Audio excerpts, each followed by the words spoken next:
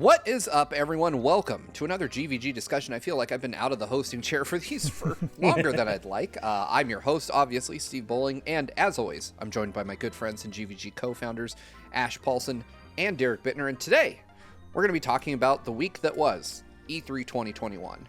There was a lot of stuff that happened, more than I frankly expected, but we'll get into that more later. Let's start with our overall impressions of E3, and I'm gonna throw it to you first, Derek. With E3 in the rear view now, how do you feel about the first real remote E3? I mean, I think for what it was fine. If you look beyond, ESA's whole weird app thing that really seemed completely pointless for everybody involved, I think it was handled about as well as you could expect. We had different presentations from each company. It depended on the company themselves whether we actually had something new to talk about. But, people are still dealing with the pandemic, and, it's going to vary how much is actually ready to be shown. And in a lot of cases, they just weren't. And it's hard to shift that mindset because you're so used to E3 having big things, or at least something for a lot of these reveals. And a couple of them just really didn't. And it was really tough to go from one to the next and not have much to really talk about or say. But that's not to say that there weren't some presentations that really did show off a lot of cool things and worthwhile things and stuff that surprised us. And I think for the most part, just about every presentation at least had one game that intrigued us. So I wouldn't call it, the best E3. It's definitely a transitional thing. We'll have to see how it goes next year once, companies have the ability to actually work on these more. But for what it was coming back, it was fine. Solid C. That's fair. How about you, Ash? How do you feel about E3 Lite, as it were? I mean, it was definitely an interesting experience. I can't say it's one that I necessarily want to repeat, only because so many of the things that I love about shows, including E3, is based on the in-person element, right? I like having that hands-on time with developers, and instead of just watching presentations. What I found interesting was that for all the talk of it being E3 week, the E3 part of it and the ESA part of it were easily the most disposable, I guess, Yeah. Because you could have had everything that happened, all the games that were announced, all the games that weren't announced, all the presentations, both interesting and disappointing. All of that could have happened that week, completely without E3's involvement, and it all still would have gone off without a hitch. It's kind of weird how the E3 of it all is the least necessary part of E3. It's like it was there. It was established as it's in June. Obviously, that's that time of year, and it feels like E3 season. But I can't point to a single thing of the E3 experience this year that the ESA needed to be there for, right? Which is kind of a weird thing. It's a weird dichotomy, but. In general, I had a good time. I mean, it was our first E3 as a team, even if it was virtual, and I had a blast reacting to all the various conferences with you guys, even when they were soul-crushingly disappointing. Square Enix.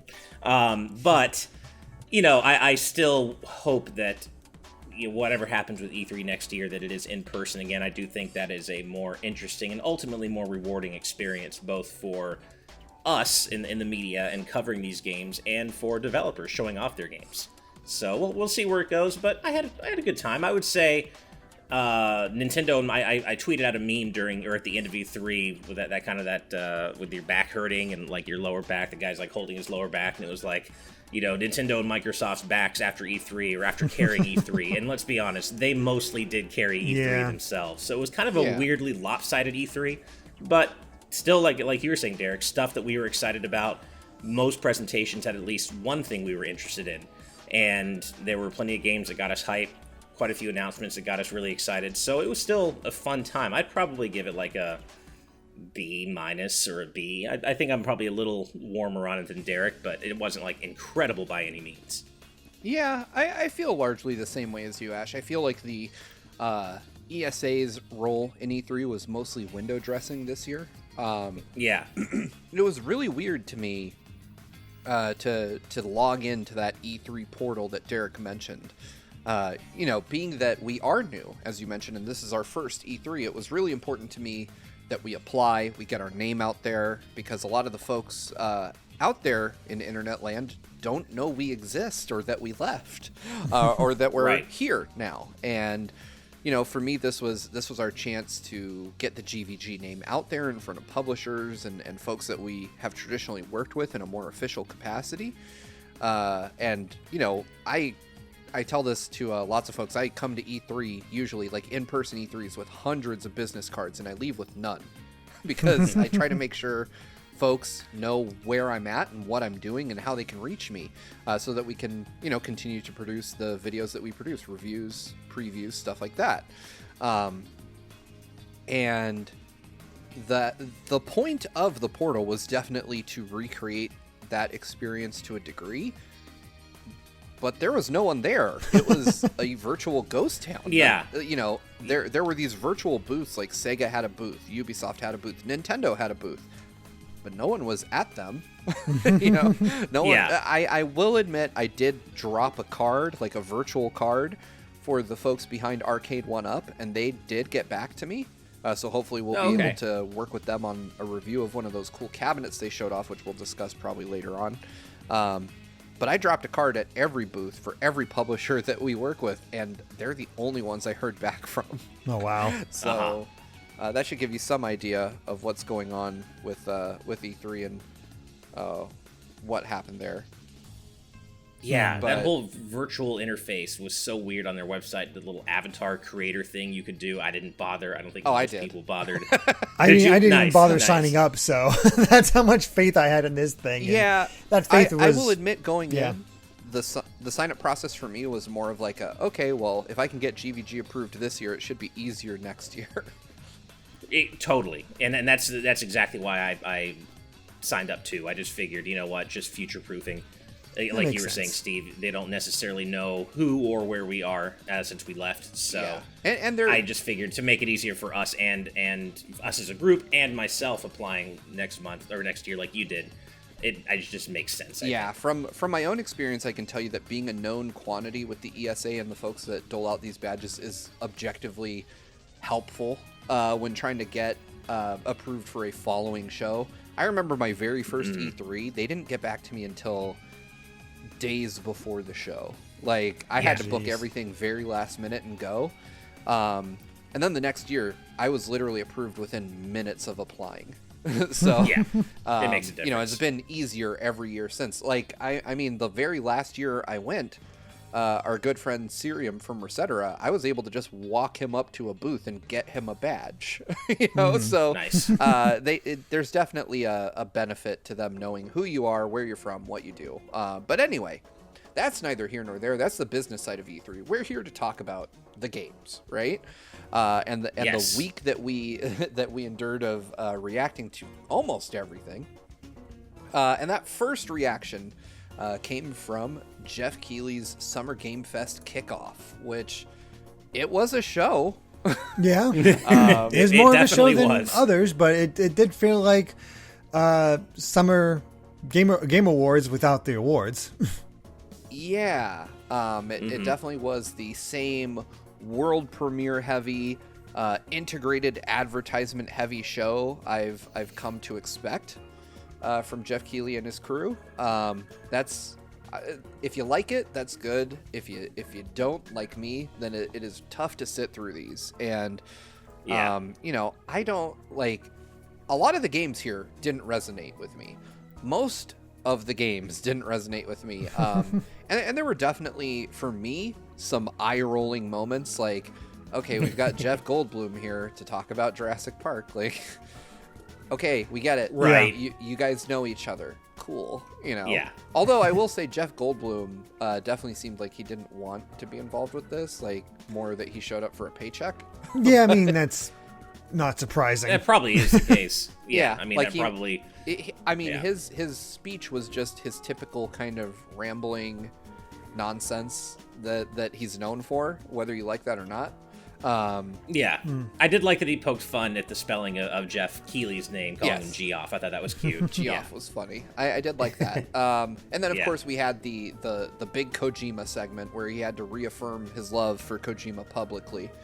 Although that was followed, so I'm getting a little bit ahead of myself, but it was followed by Death Stranding Director's Cut. I don't think either of the two of you have played Death Stranding, right? I have not. No, I never got around to it. I really hemmed and hawed on it, and the more I heard, of course I followed it all the way up to release, but then the more reviews I read and things I heard about it post-release, I was just like, I don't know if this is the right game for me at this point in time. And it's not something I've written off ever playing, and Director's Cut may be the way for me to do it, but it wasn't what I was looking for at the time. Yeah, I played quite a bit of it. I think I'm about 75% of the way through. And I enjoyed what I played, but there were definitely things that just, you feel your eyes rolling into the back of your head as you witness them. Like the fact that you're literally fighting off enemies with piss and shit bombs. It's like, jeez, was it necessary? Did we need to go there? I mean, yeah. I get that shooty bangs can be kind of boring from time to time, but fighting with actual pee and poo might be a bridge too far. And I don't know. I don't want to say I've fallen off Kojima since MGS5, but it kind of feels like I have. MGS5 just left such a bad taste in my mouth, despite the fantastic gameplay. It just left such a bad taste in my mouth, given what I personally look for from Metal Gear. And Death Stranding, just for as interesting as it seemed, it so much of it seemed to be a kind of Hideo Kojima self-circle jerk in a way, and I still kind of feel that way after the game coming out. Like it is one of the most Hideo Kojima games ever, right? And I feel like I don't have a lot of patience for that at the moment. But when I'm in the mood for it, I do think that Death Stranding might be something I come around to in the end. The problem with me is I'm mostly the same as you, Ash. Is that I don't think I'll ever come around to it. I even found myself less and less inclined to go back to old Metal Gear Solid games just because it's like I know what I'm in for. It's like, do I have the time for this? Not really. I'll just move on. It is kind of interesting because I feel like Hideo Kojima, I have lost interest in his work as I have lost interest in him as an auteur or as a person even, right? Just because I feel like the older I've become and the more I've learned about the man behind the game, the less impressed I am. And that's, if you like Hideo Kojima games, I'm very happy for you. Death Stranding honestly isn't that bad, but it's not. I've heard if you can get into it, it is fun for what it is. It is a beautiful game. I think the fixation on Norman Reedus is a little creepy in the game. But I do think, the choice of music, the environments, it looks beautiful. I don't know how it holds up on PS5 because I haven't booted it up since then.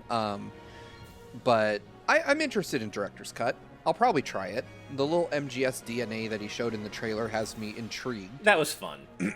Yeah, I mean, you can tell that, like, he hasn't really, I don't want to say been able to move on, but you can tell that there's still a large part of his mind that MGS lives rent-free in.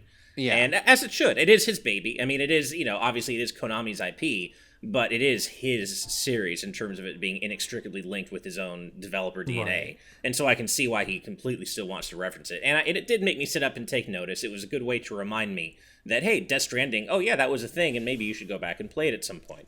And that's certainly something I would be more interested in doing with the Director's Cut than going back and just booting up the last-gen version on my PS5. Exactly. I think it'll be interesting to try. I'll definitely pick it up and give it a shot, but I'm not expecting it to blow me away. MGS4 was the last Kojima game that really stood out for me.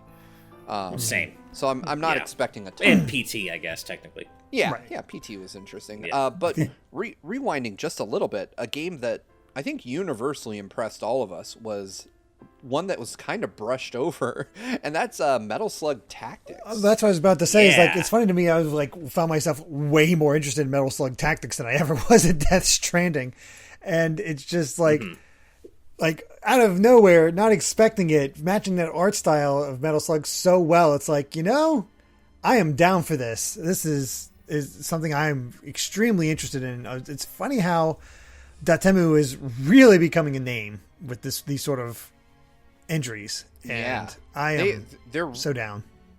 They're essentially reviving, a lost way of creating games. I mean, it feels like Dotemu is the only one creating games that, like, if just the game design ideologies of the 16-bit era and 32-bit era had carried on, they would likely be what Dotemu is doing today.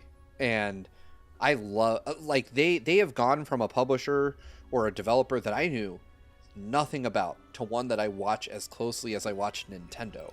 Just because everything they put out seems to be incredible. So, bring it on. I would buy.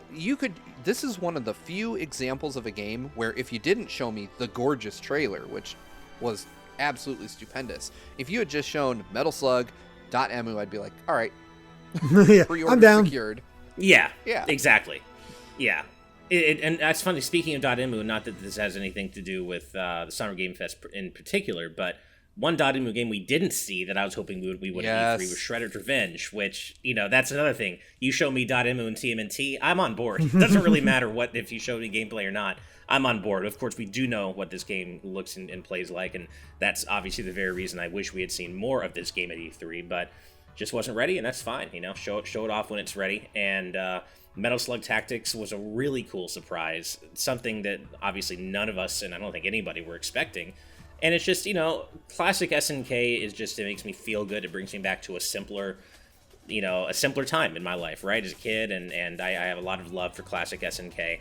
And just seeing that art style and seeing that vibe in a isometric tactics game was just a nice, warm, gooey surprise, right? Is it something I have to play? Absolutely essential? No, but I want to play it because I like Metal Slug, I like the aesthetic, and I think it's cool what they're trying here. Yeah. So I think those were really the only highlights. I know that Solar Ash looked really cool, and of course we did get Elden Ring with a release date. That's probably the biggest thing for most people out of Game Awards. Yeah, Elden Ring is agree going to be the big that's thing the for most mainstream people. big game, but it didn't do a lot for me. It's not my thing personally, but what I will say is my thing was Planet of Lana. That was one of the coolest things I saw during Summer Game Pass, and it just had a striking visual identity to it. So we'll see how that one shakes out. Yeah, I agree that looked cool, but all in all, I would say I came away kind of nonplussed from Summer Game Fest. It just, I mean, it didn't do a ton for me. It was your typical, we're tuning in because there was bound to be a big reveal, and there was, in the form of Elden Ring getting a release date even, but it just, I could have read a wrap up of this and got the 2 or 3 things I wanted out of it. Right. Speaking of things that didn't do a ton for me because it was one of the few things we didn't react to. Netflix Geeked Week was next up on the E3 horizon, so to speak, and we chose not to react to this because we figured it would be a copyright nightmare, which yeah, it was. So, but there, I'm gonna run down a list of what was shown, and then we'll just talk really quickly about a couple of the big hitters for us. There was League of Legends Arcane, which I guess is an animated series based on League of Legends. It's supposed to happen after Dota. There was the Cuphead show, which I know we're going to talk about here in about 30 seconds. Castlevania announced a brand new series, which we discussed on TNT, but we'll talk a little bit more about here. There's a Splinter Cell animated series, which, okay. Captain Laserhawk, a Blood Dragon remix, which is based on Far Cry 3 Dragon Blood. And then there was, I think it's actually Blood Dragon, so that's a... Blood Dragon. Sorry, I'm reading this off a page, and I just read it. Yeah, Blood Dragon. They got it right in the first one, wrong in the second one, and I just read it, because I'm Ron Burgundy, apparently. Anyway, we also got a sneak peek at the second season of The Witcher, which looks like it's going to prominently feature Ciri, which I'm super hyped about, personally. Then we got the weird announcement of WitcherCon, which... All right. That was so weird, and there is a live-action Resident Evil in the works, which, hell yeah.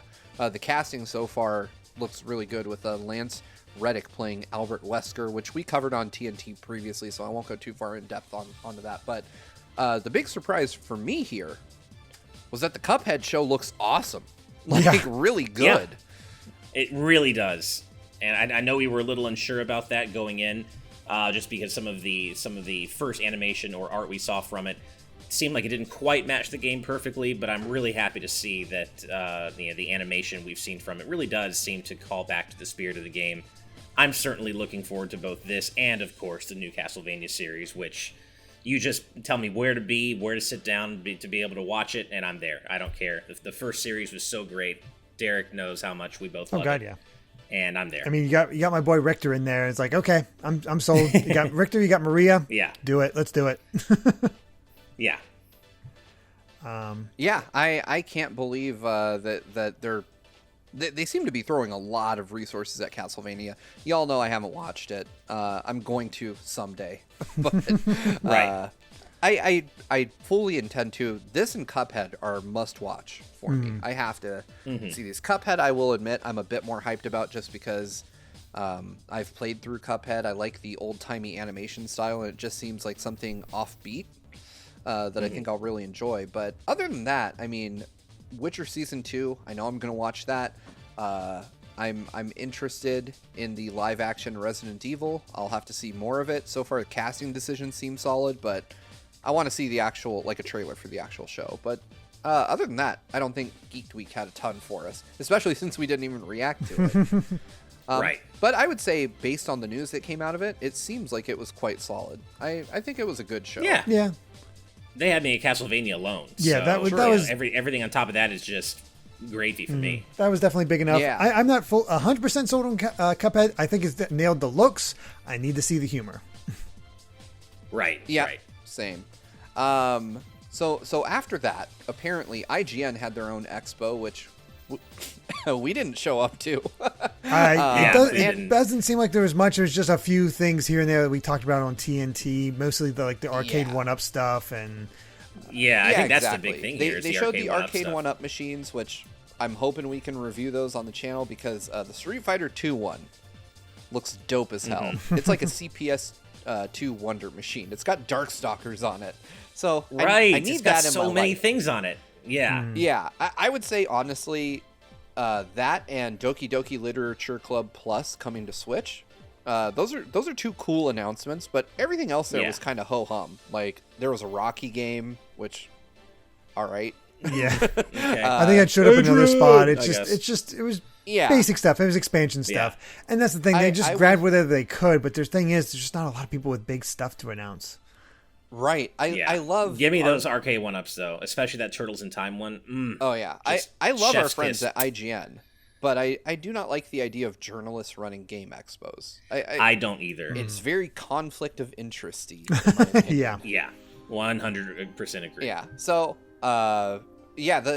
this is where we get into kind of the reasons why we don't cover the minutia of E3, why most people don't cover everything, because the next thing was the Guerrilla Collective showcase, which, okay. there was Origami 2. Origami 1 wasn't good. I don't even know what origami is. Yikes. I'm just looking through this, and I don't recognize neither. a single. These games are not like your high visibility stuff, but Origami was a terrible Tenchu clone for the Switch, essentially. Oh, okay. It controlled extremely poorly, and so based on that, I have zero interest in Origami 2. But yeah, the Guerrilla Collective showcase made way for the Ubisoft show, which I think surprised all of us with several things.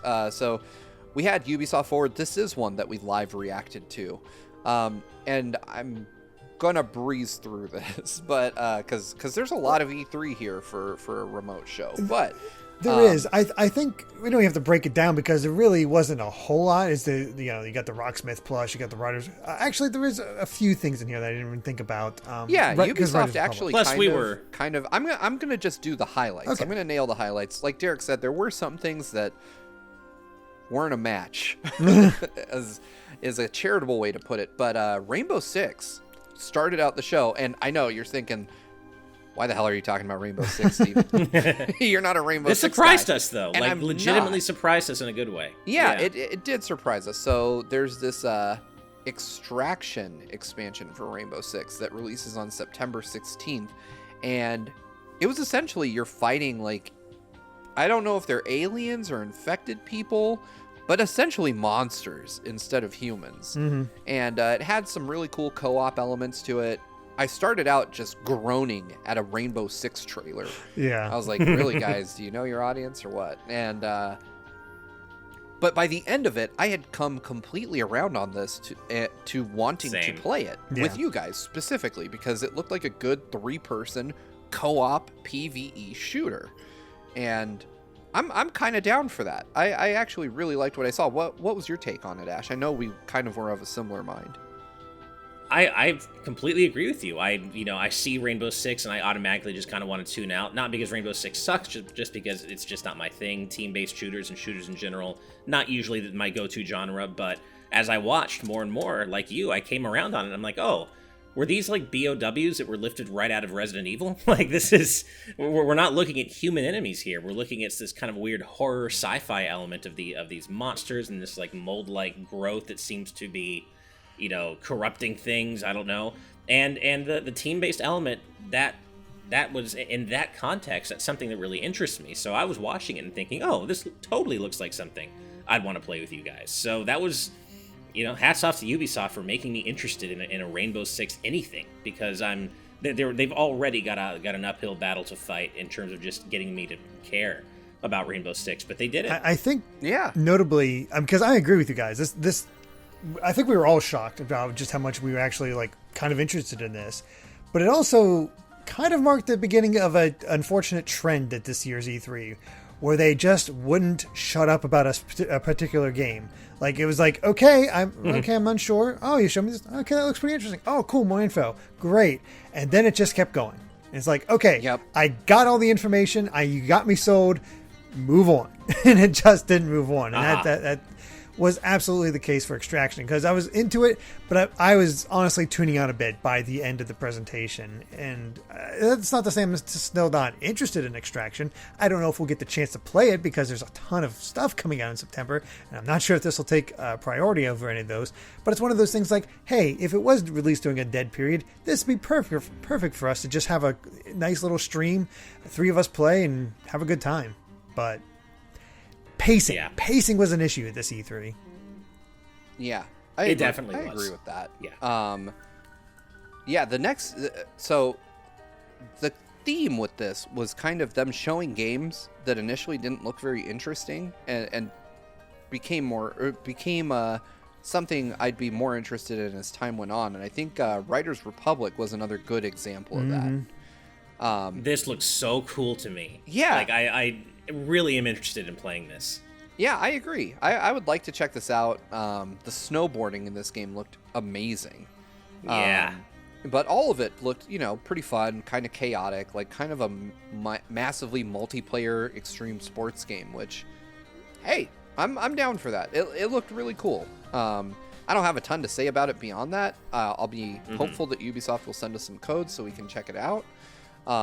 It seemed to capture a little bit of that 1080 vibe that I, like for in the snowboarding set parts, it kind of captured that arcadey 1080, just that kind of arcadey sports vibe that I look for when I'm playing anything sporty. You guys know I'm not into sports games at all, especially not sports sims and actual MLB or NHL or NFL games. Most of them I just don't really care. But when you introduce arcadey elements into it and an element of chaos, I'm into that, and I love 1080 snowboarding back on the N64, and I definitely got an element of that here in some of the Riders Republic stuff that I saw.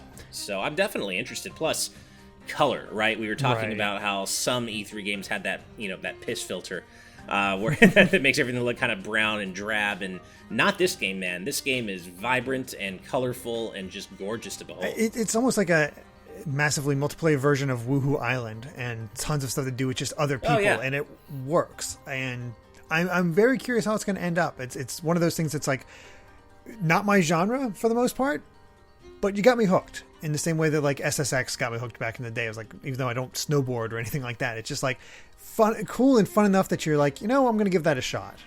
Yeah, Raiders Republic looks really cool. I'm not going to labor the point too much because there's a lot to cover here, but Ubisoft also showed off Far Cry 6, which I don't want to talk too much about. It looks okay, but it does. It's the first game I can think of that is another part of another E3 trend, which is showing the same games over and over and over again. That's been a thing since the beginning. yeah. This is an E3 tradition at this point. But Far Cry 6 looks okay, but I think we saw entirely too much of it at various different conferences. But I think ironically, the most interesting part of Far Cry 6, for me at least, was the fact that as part of the season pass, they're doing those like kind of mini episodes where you play as villains from previous Far Cry games, and that looked more interesting to me personally than Far Cry 6 itself. Yeah, it really does. From a narrative standpoint, it seems like a far more compelling thing to do. But following Far Cry 6, the worst kept secret of E3 was officially revealed, and I can't even believe this. Like, I feel so bad. It's tradition for these games to get leaked. Yeah, Ubisoft showed off Such the trailer for Mario and Rabbids Sparks of Hope, which looks phenomenal. But Nintendo themselves leaked it the day before. Yeah, such a shame. I wish this hadn't leaked. I think there were whispers of a new Mario plus Rabbids game anyway. But still, certainly nothing concrete, no subtitle, no actual information. And this was such a charming reveal, and it's looking so good. I wish this hadn't leaked. It's such a shame that it did. But be that as it may, the reveal trailer was still great, and it reminded me instantly of what I loved about the charm scene in the original Mario plus Rabbids, and just Ubisoft's take on CG Mario and friends. Like, I want to see a full movie length anything based on Ubisoft's CG in these games. It's so beautiful, and it captures the little character tics of Mario and friends in such specific ways. I love it. I think it's interesting because it's basically what you expect. And it's definitely an expanded sequel. There's a lot of smart choices that seem to be made with the gameplay.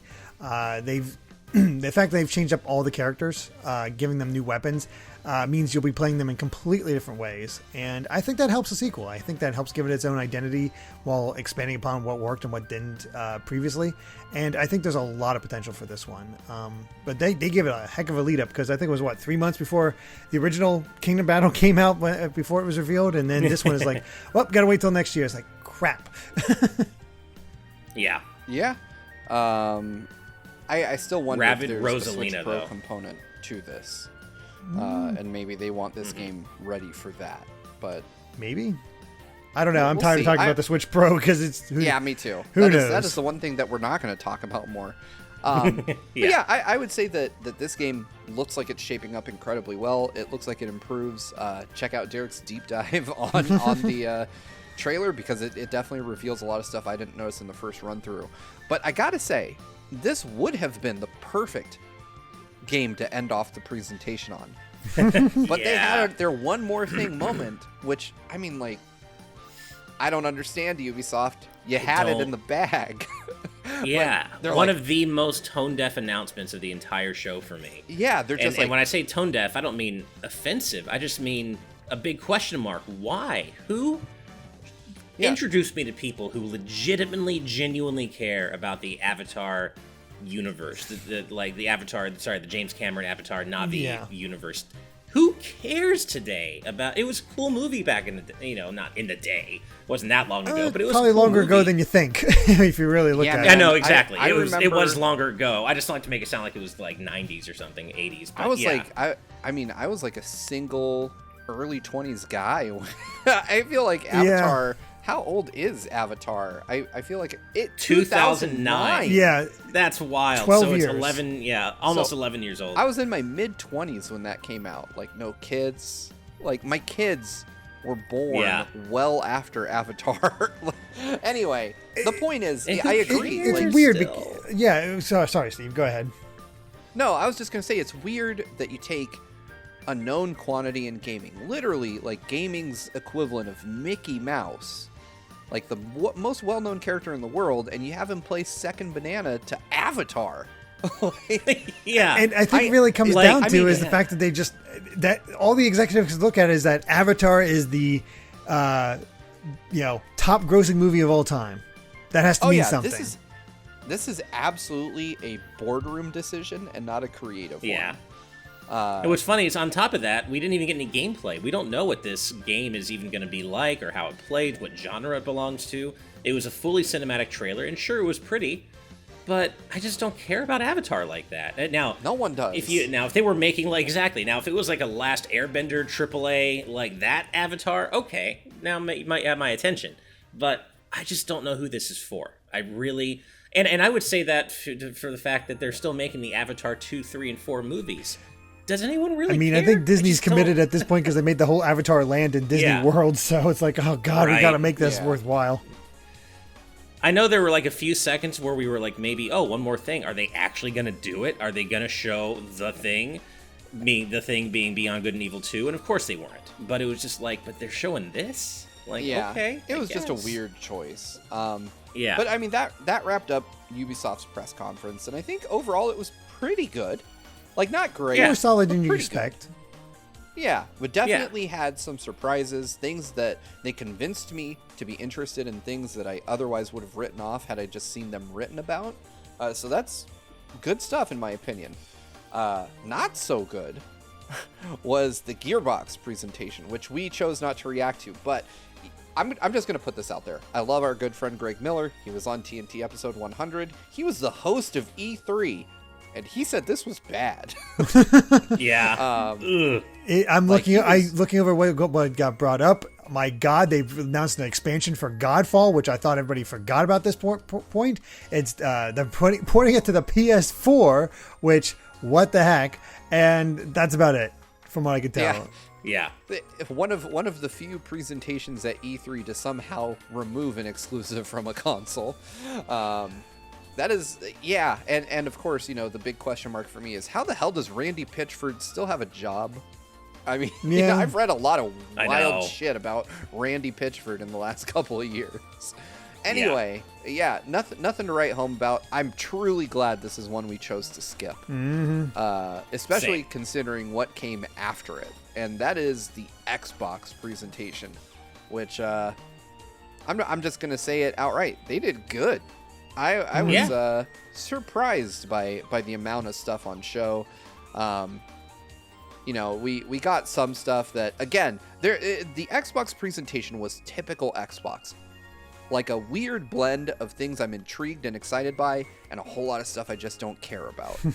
Which, I mean, I get the whole something for everyone vibe, but there were definitely moments of the show that dragged. They had Stalker 2, which was a very long trailer in my opinion. It was. And I get that there are really staunch fans of that series, so I'm sure they ate up every second of it, but I remember just kind of getting bored watching it. We had Contraband, which again was one of those traditional E3 trailers that tells you nothing. It literally, we saw the word Contraband in a box. All right. Right. It's from Avalanche Studios, I guess. Sea of Thieves is getting a Pirates of the Caribbean expansion. I think it's already come out. So maybe it has. I don't know. I'm not a Sea of Thieves guy, but it definitely was another one of those moments like, oh, cool. Things that I don't care about that I hope someone else does. And I think the three of us were kind of in the same boat up to that point. We did, however, get a new trailer for 12 minutes, which I think we are in mostly unanimous agreement here. It looks interesting. That game that continues to look really interesting. Yeah. And we got a release date for it, August 25th, coming to Game Pass. Actually, August 19th. August 25th is Psychonauts 2, which I am very interested in. Man, I am August 19th.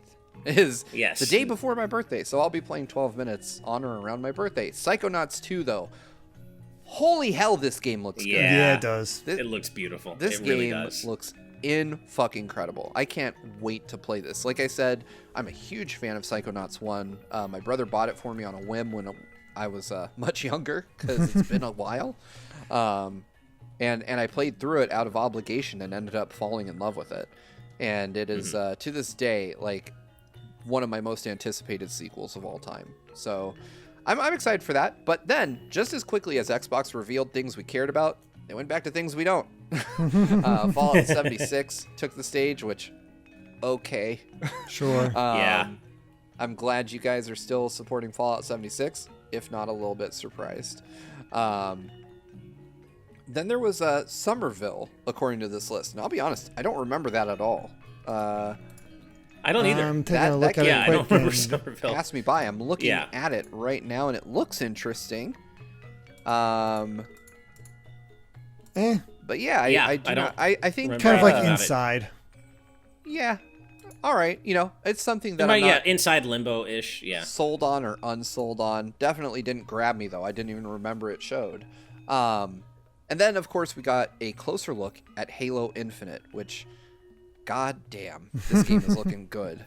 I really enjoyed that story trailer. Even though it didn't show gameplay, I just enjoyed the vibe of the story trailer. But I think, for a lot of Halo players, the big news is the multiplayer and the fact that it's going to be free to play, which is an interesting wrinkle in things. I would not have expected that, but I think that is a very cool announcement. Mm-hmm. Yeah, I think that Halo Infinite separating out their multiplayer is going to be an interesting decision to track from a business perspective because, and we talked about this before, Ash, I remember there's the aspect of, okay, how many people are going to buy the actual campaign if they can get the multiplayer for free?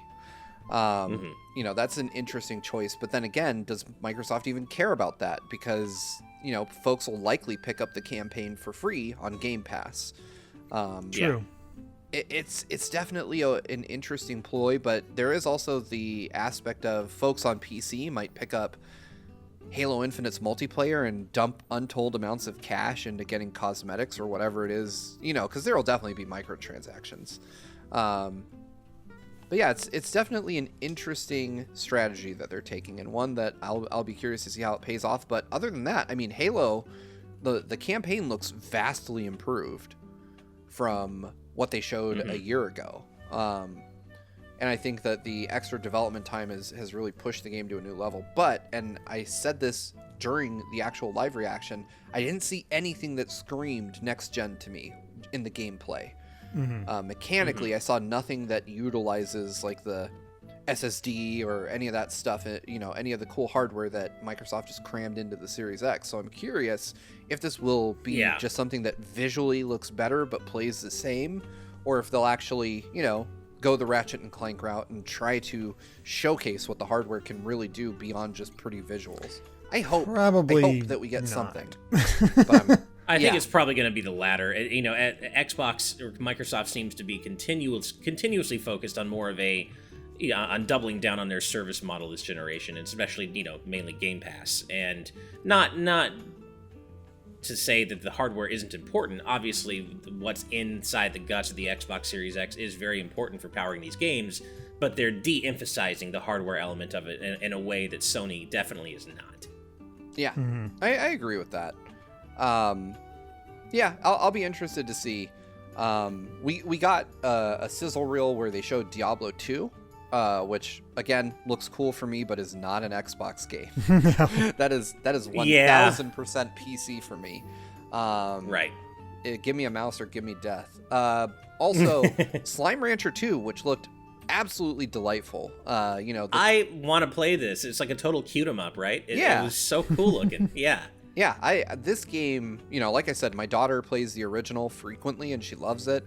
I've played it with her a few times. It is cute as hell. I would love to play the sequel. Apparently coming in 2022, so hopefully nowhere near, some other games we know are coming in 2022.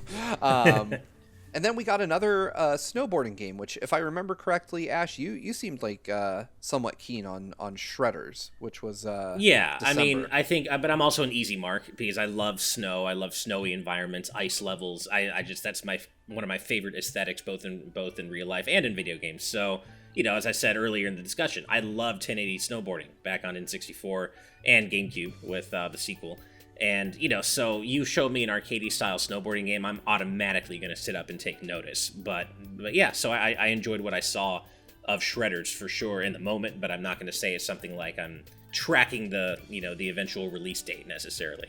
Yeah, that's fair. But I may play it anyway, because we're going to say in a second, there is a game we're talking about later in this presentation that has finally driven me to get an Xbox Series X, and Shredders does come out this December, which would be presumably right after I get my Xbox. So True. I might end up playing it. So, and Microsoft, took this opportunity after showing us a few games we like to shift into a few we don't care about. We got Plaguetail Requiem. I don't want to discount that one because I've heard a lot of good things about Plaguetail Innocence. I have too. So I don't want to discount that. I'm not saying it's a bad game. I'm saying it didn't seem to catch any of us specifically. I don't know, Derek, though. Maybe we'll end up having to ship you an Xbox. I'm not playing it. I know Ash isn't playing it, but yeah. Then of course we got another look at Far Cry 6. Apparently, and I must have missed this, it was announced as a console launch exclusive for Xbox. Does that mean it's like a timed exclusive for PlayStation? I have no idea. Not sure. Yeah, I don't know what that means. Yeah. Either way, apparently that's the case with Far Cry 6. We'll see Atomic Heart got a new musical cinematic trailer. I honestly do not remember that game. Yeah, I think anything that you don't remember, we could probably skip. Yeah. Because yeah, exactly. I mean, we're already at this, and we're only at Xbox, so whew. Yeah. So anyway, Yeah. the next big game that we got was Eiyuden Chronicle 100 Heroes. It was delayed to 2023, but we did get that beat 'em up style version that's coming in 2022, which oddly enough is not listed here in the article I'm reading off of. But there was another Eiyuden Chronicle game, I swear. Yeah, it just looks good. And that's the thing. And 100 Heroes looks really cool. Like, I love what we saw of it, and it's obviously still very early in development, but even at this early stage, what I'm seeing, I'm really, really into. Yeah, visually, it was deeply impressive. I was surprised that that's a game that got delayed. Especially, out of next year entirely. But whatever, take the time you need. It looks great so far. John would be mad at me if I didn't mention that Flight Simulator is coming on July 27th. Which looks gorgeous, though. Yeah, it's very the pretty. end of the show was packed with just a ton of footage of Forza Horizon 5, which, holy hell, it looks amazing. Oh, it looks fantastic, and this is that game I mentioned earlier that it's going to be what pushes me to get an Xbox Series X. I know it's on Xbox Series S. I think it's on Xbox One as well, but I want to play that on my LG CX. I want to play that in full 4K, or at least as close to 4K as I can get. But basically, I want to get the full next-gen experience with that game, because I love, as you guys know, I love me some arcade racers. And I know Forza 5, even the Horizon series isn't full arcade, but it straddles that line on the arcade side enough that it counts for me. And I just loved everything I saw of this game, and I can't wait. Yeah. It's never sold me, but it does mean I can see why you're excited, Ash. That's all I can say. It's really all it comes down to is I get it, but it's not for me. For sure. Yeah, it's a beautiful game. I am deeply impressed by what I've seen so far.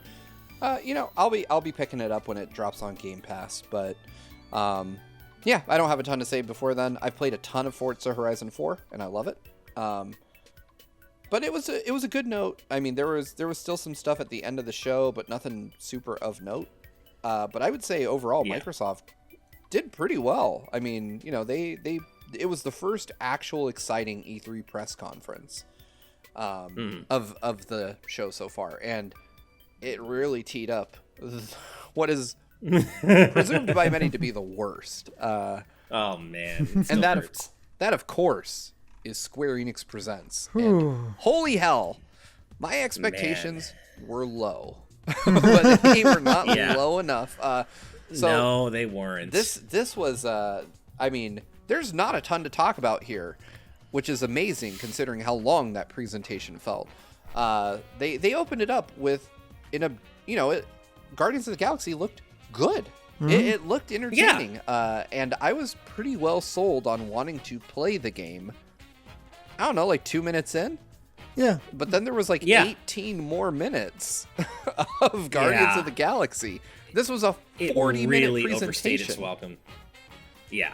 It essentially took up half or almost half of the entire presentation, and it's just it goes back to what you were saying, I think, Derek, earlier about pacing. Pacing was an issue throughout this E3 in general. Not for every single conference, but certainly for some of them. And this, perhaps more than any other, is where the pacing problem reared its ugly head. I guess Square is like, well, we needed to be long because otherwise it'll be a half hour. And, Yeah.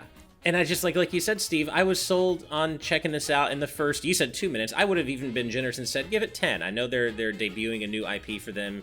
They want to prove to people after Avengers they can get a Marvel property right. Fine, I get that. Give it 10 minutes. But that was only half of what we saw, and it just kept going and going, and it just made me annoyed in the end. And the only enemy legitimately looked like a placeholder. Yeah. Like the Jello square.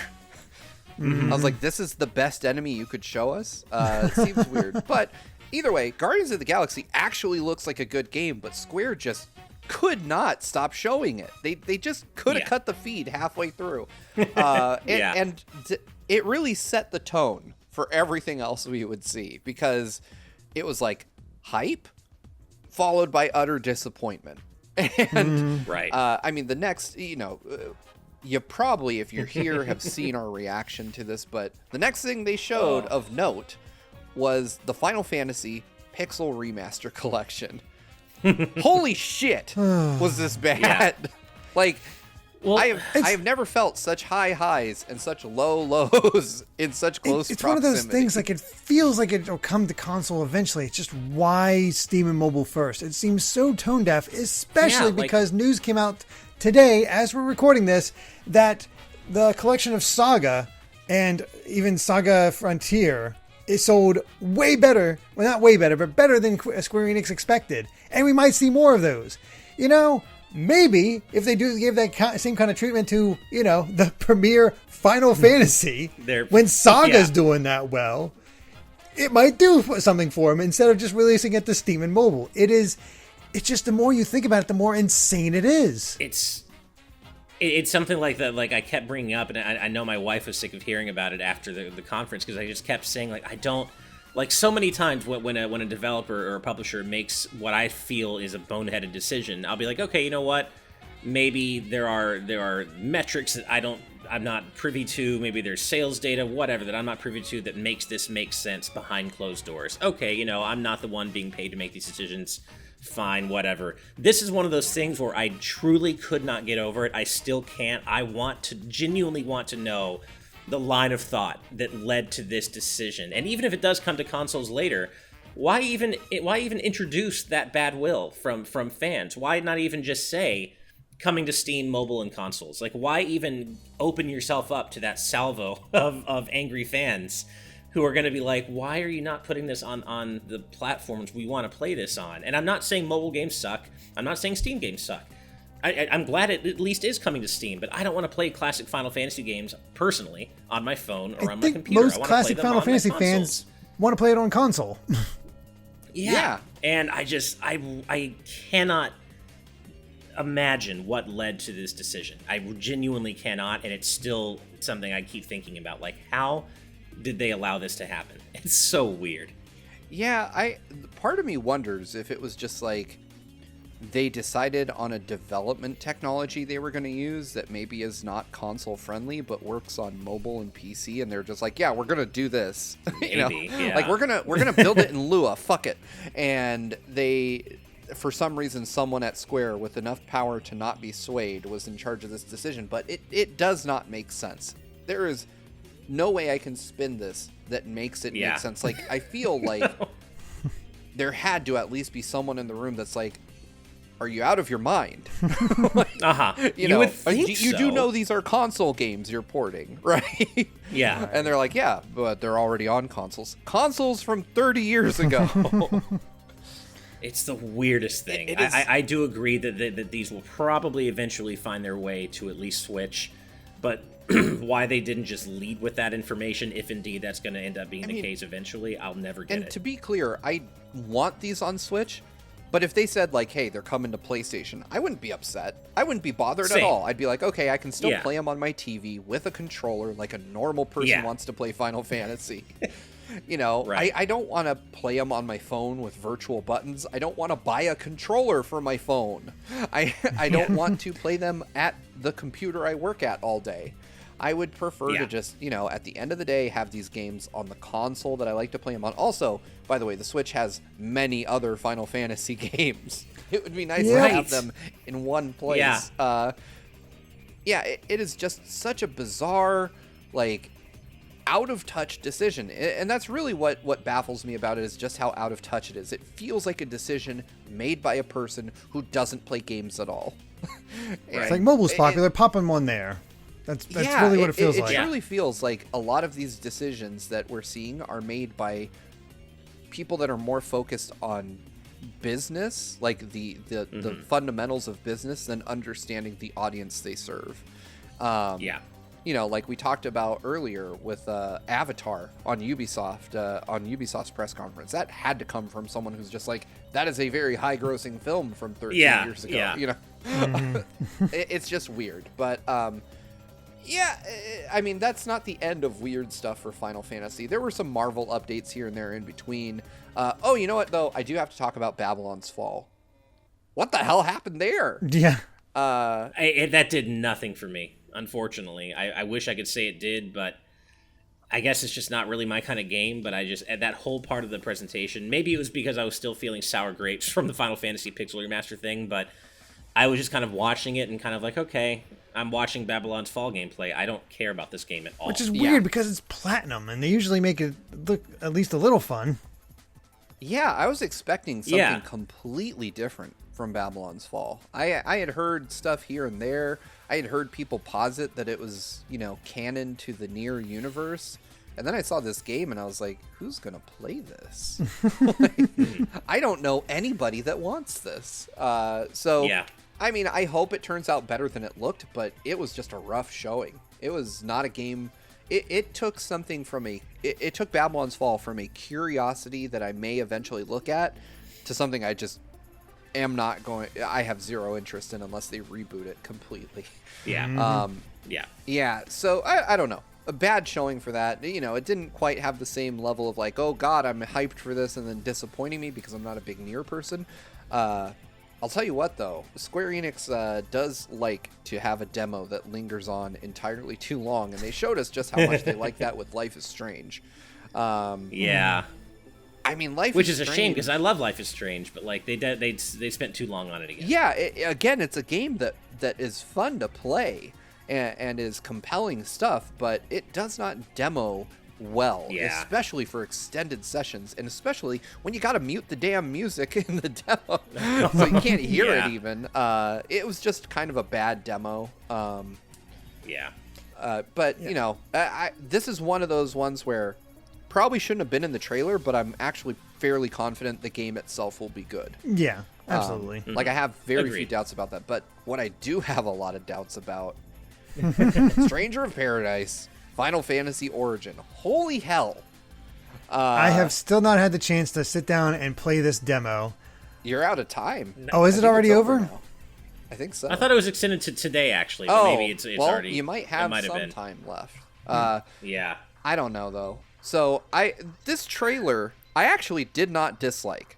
I watched the trailer. It wasn't until after E3 that everyone pointed out, the million times dude says chaos, that I didn't realize that was happening in the moment. What really turned me off was everything that happened after. I do agree that the character design is awfully Paul Walker-y, and it's a little weird. It feels very out of place. And that's coming from someone who didn't play Final Fantasy 1, but understands generally that you just don't dress like that in Final Fantasy. And I like the idea of an angry protagonist, someone who just is sick of this and is going to employ the same methods as the folks he's out to defeat. That's cool. I like that take. I don't like how grimdark it is. I don't like the... it was just, overly angsty, I don't know, the visual feel to the game feels very, PS3 generation. And the demo itself, What a disaster. Yeah, just actually getting it to work for a while there. Yeah. Because I was ready to take it on, and then it passed me by because it wasn't available right away. And I'm just like, oh, well. Right.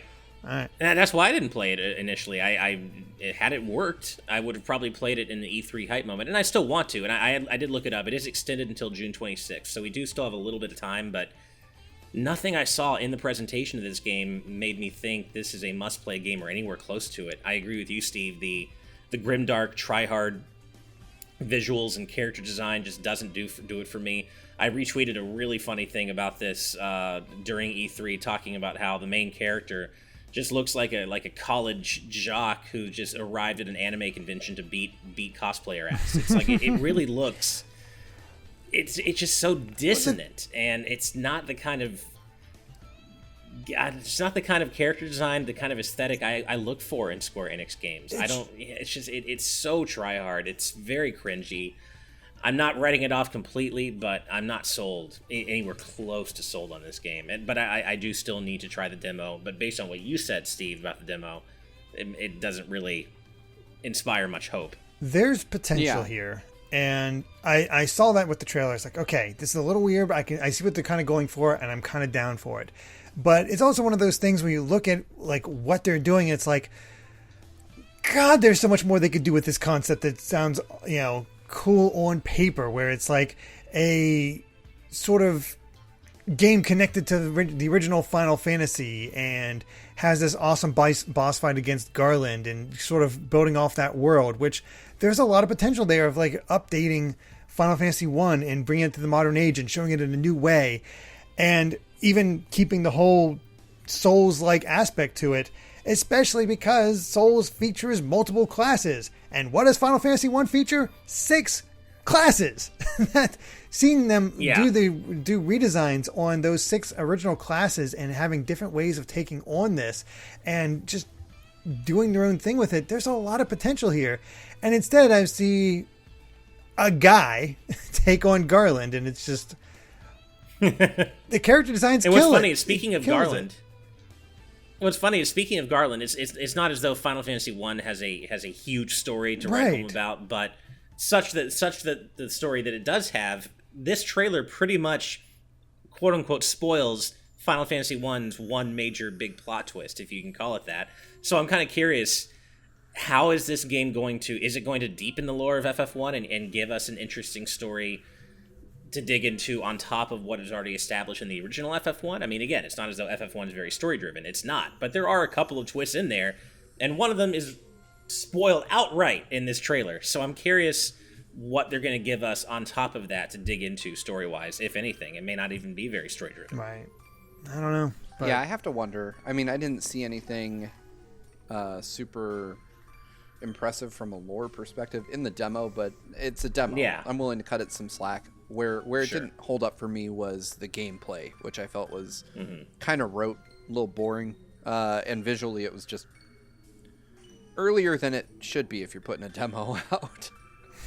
But then again, the demo didn't work initially, so who knows what the hell's going on there. But I will say, of all things, I will give it some more time. Yeah, and, it has time. Sure. Yeah. Sure, I will come back and revisit it. It didn't unsell me from the game. I thought it was interesting when we saw it. I'll continue to follow it and see how it shapes up, but the demo probably isn't the best showcase. Right. Speaking of showcases that aren't the best, we had the PC Gaming and Future Games show, which is a thing we watched. The Future Games show. We watched the Future Games show, didn't we? We watched the Future Games show. Yeah, I was going to say, and they have them rounded up together like they were the same thing, which they were not. They were not. And honestly, I came away from this one with like nothing. I don't remember much. Yeah. There were a few like indie announcements here and there that seemed a little interesting from what I recall, but this was definitely one of the more nothing shows we reacted to. Yeah, exactly. I'm not going to touch on the indie showcase because I feel guilty about not watching it. But I thought maybe we watched, that was when you we watched join the indie us showcase. Oh, I'm sorry. I did not watch it. Well, we definitely watched it. Did you miss it specifically, Steve? I can't remember. Man, E3 is a blur. I do not No, remember I think this. you watched it here because for the they showed Fallen Aces Yeah, there. the Neko Ghost Jump and Oh, you're playing yeah. the paper airplane. There was some That's good right. stuff. Neko Ghost Jump was cool. And I remember that. And you got Yeah. that Fallen and Fallen Ace. Aces looked really Yeah, neat. there are actually some really cool things at the Indie Showcase. Maybe not stick out in other people's minds, but it felt refreshing because it was quick. Fallen. I remember Fallen Aces. That was the Yeah. noir cartoon style first person shooter. Mm-hmm. That was cool. It looked That's really right. cool, yeah. Okay. And same with Moolander. Moolander looked really neat too, and I just love that name. I like saying it. Moolander. Yeah. Yeah. Okay, so I do remember this. The Moolander one was where you were like a UFO fighting with cows. Yeah. And the cows Right. became... Yeah, okay. Honestly, I would probably... I'm not going to go too deep on this because clearly I don't remember a ton of it. But I would say that this was actually quite solid. Yeah. It was more solid than Square, which is saying something. And there are, like, Fallen Aces to me is probably one of the more interesting visual presentations I saw during all of E3. It's Agreed, absolutely a game that I want to keep my eyes on. And I should probably see, it's probably in early access on Steam like most indies are. I desperately want to check that game out, though. That was a highlight of the entire show for me. Mm-hmm. Yeah. Agreed. Yeah. You know what wasn't, though? Capcom. Well, Oh, to be fair, man. they did lay out exactly what they'd be set talking about. expectations. Yeah, so I'm not going to spend a ton of time on Capcom because we reacted to it, but there was really nothing there to react to.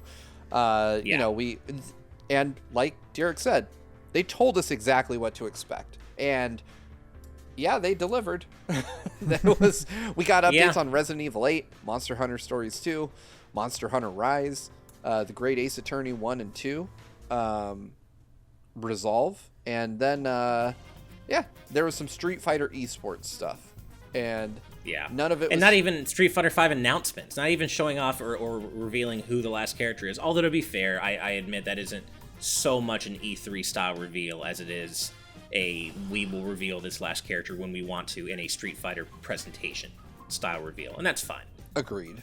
You know what? Go ahead. Oh, no, I was just going to say, and while I thought it was nice that Ace Attorney got the spotlight it did, I kind of feel as though it's a bit of a Life is Strange situation where Ace Attorney I love Ace Attorney, but it's not the kind of game that demos super well, I don't think.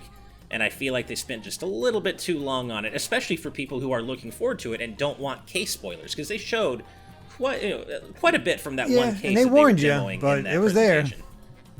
Yeah. It didn't show everything, of course, but I just feel like it's not the best game in a demo context, and so I just felt it wasn't the most exciting thing to show at every moment. But still, of course, I'm hyped for Ace Attorney and specifically this release as well. I think that I'm not a huge Ace Attorney person. I need to get into it because they sound like games I'd really enjoy. I just haven't played any of them. I think you would. But I would be deeply interested in checking those out. I am looking more forward to the Great Ace Attorney Chronicles just because I kind of like the setting and seeing those debates on stage, on the virtual stage. I liked the kind of, the time period, the character design, stuff like that. So I'm hopeful to check them out, but I also know that they'll probably go right into my backlog where a year from now I'll be talking about how I want to play them. But that doesn't mean I'm not interested. Overall, though, Capcom, I mean, even though they set expectations, it was like, this was a presentation just like Square, where I feel that they should have just trotted these announcements out a different way. I don't think we needed a presentation, like an E3 presentation from Capcom this year. Right. It just didn't seem like it. I mean, basically the only notable news we really got in it that I can recall is the fact that Resident Evil 8 is getting DLC, which of course it's getting DLC. That was always going to be the case. Yeah. That's not really that exciting an announcement, and they didn't need to have that in an E3 presentation. They could have literally just tweeted that out or something, Yeah. It would have been pretty simple to just do that or have a trailer or something. It wasn't necessary to have a presentation. It's just like, oh, hey, we need to have a presentation and go from there. Yeah. So, I mean, Capcom left us all feeling a little bit low energy.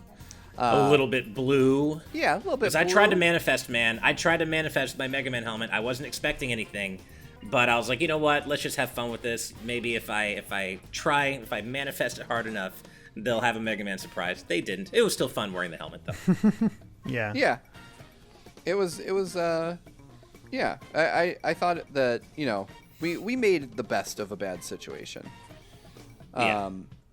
So, but I mean, the day was eventually saved, as we all have come to know now. But I came into the Nintendo Direct tired. So actually, sorry, really quick. Oh, yeah. Really quick. I actually just posted this for us, but the article we're looking at does not include Devolver Digital. Oh! And we did react to that as well, which we may want to just cover really quickly. Yeah, absolutely. Which, I mean, it started off with Trek to Yomi, which, Steve, I know you were really into, that kind of like 2D Ghost of Tsushima-esque samurai game. Trek to Yomi really neat. is a 2022 game, and I need this game like right now. I saw the trailer, and I was instantly sold. Like, this looks amazing. It is the number one most visually arresting game I saw at E3. It really was super cool. Yeah, the presentation I really want to check it out. Is I thought it was pre-rendered or at least using models or something, and then you realize, oh no, that's not it. It was all in-game footage, which, holy hell! I mean, it looks ridiculous. And on the other end of the Devolver presentation was Demon Throttle, which is what I was super hyped for. That's coming from Doinksoft, the developers of Gato Roboto, which I'm a big fan of. And this is the King's Knight-esque game that we were just like, whoa, they're bringing back the King's Knight style of gameplay of all games. That's so random, but it had kind of a cool 8-bit, like the cutscenes had that cool 8-bit aesthetic too, kind of reminded me of Ninja Gaiden a little bit. And this, I want to play this so badly. You just have to get it physically. I know, it's one of those physical only releases, which I realize sounds weird saying is a bad thing in 2021, because I get what they're going for, but at the same time, I'm older now. I don't really have time to play any games or jump through any hoops just to be able to play your game. So just let me order it digitally, man. Just let me download it and play it. Yeah, but I want to play this so badly. I'm hoping they do a digital release eventually. The other part that really annoys me about physical only is that, not everybody has money to buy your game on your schedule. And, right. It is such an arbitrary thing. Like, people, if it's digital only, that makes a lot more sense. Because then it's, okay, I get it. There's costs associated with producing a case and a cartridge and shipping and all that stuff. There's no additional cost to making a digital game. Yeah. Because you literally have to send the files for your game to Nintendo to get it certified to be put onto a cartridge anyway. So literally you could just... It is no joke. Most things in gaming are not this simple. It is a matter of pushing a button. Once you've created the game and had it certified, it is literally just a matter of saying, yeah, list that on the eShop. Yeah. So it is... It's disappointing. It's definitely a disappointing situation. I hate, in a weird way, that I'm buying this game because I'm supporting a business model that I do not think is ethical. Right. But the game looks good. I gotta try it. Devolver, as usual, had a mind-bending, weird-ass presentation. I think that, really those two were the only major standouts, though.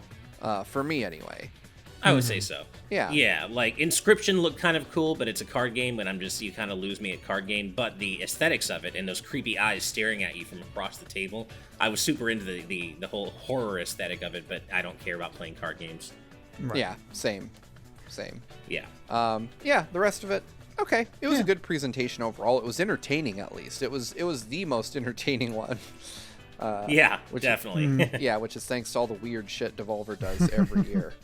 But I would still say I came into Nintendo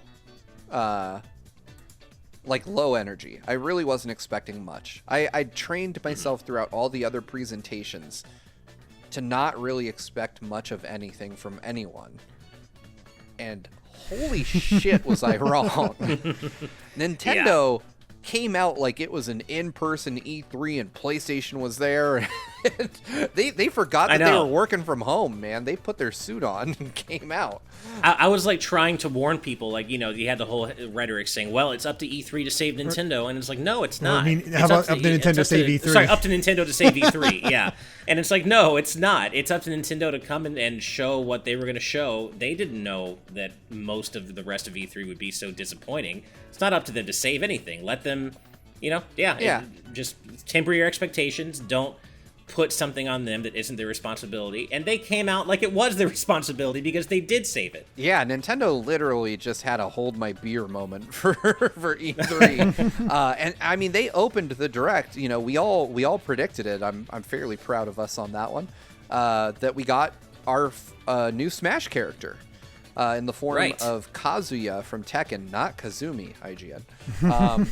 And I gotta say, like, I had mixed feelings about it. It definitely, and you'll see it in all our reactions, it definitely wasn't like a Sephiroth moment for us, you know?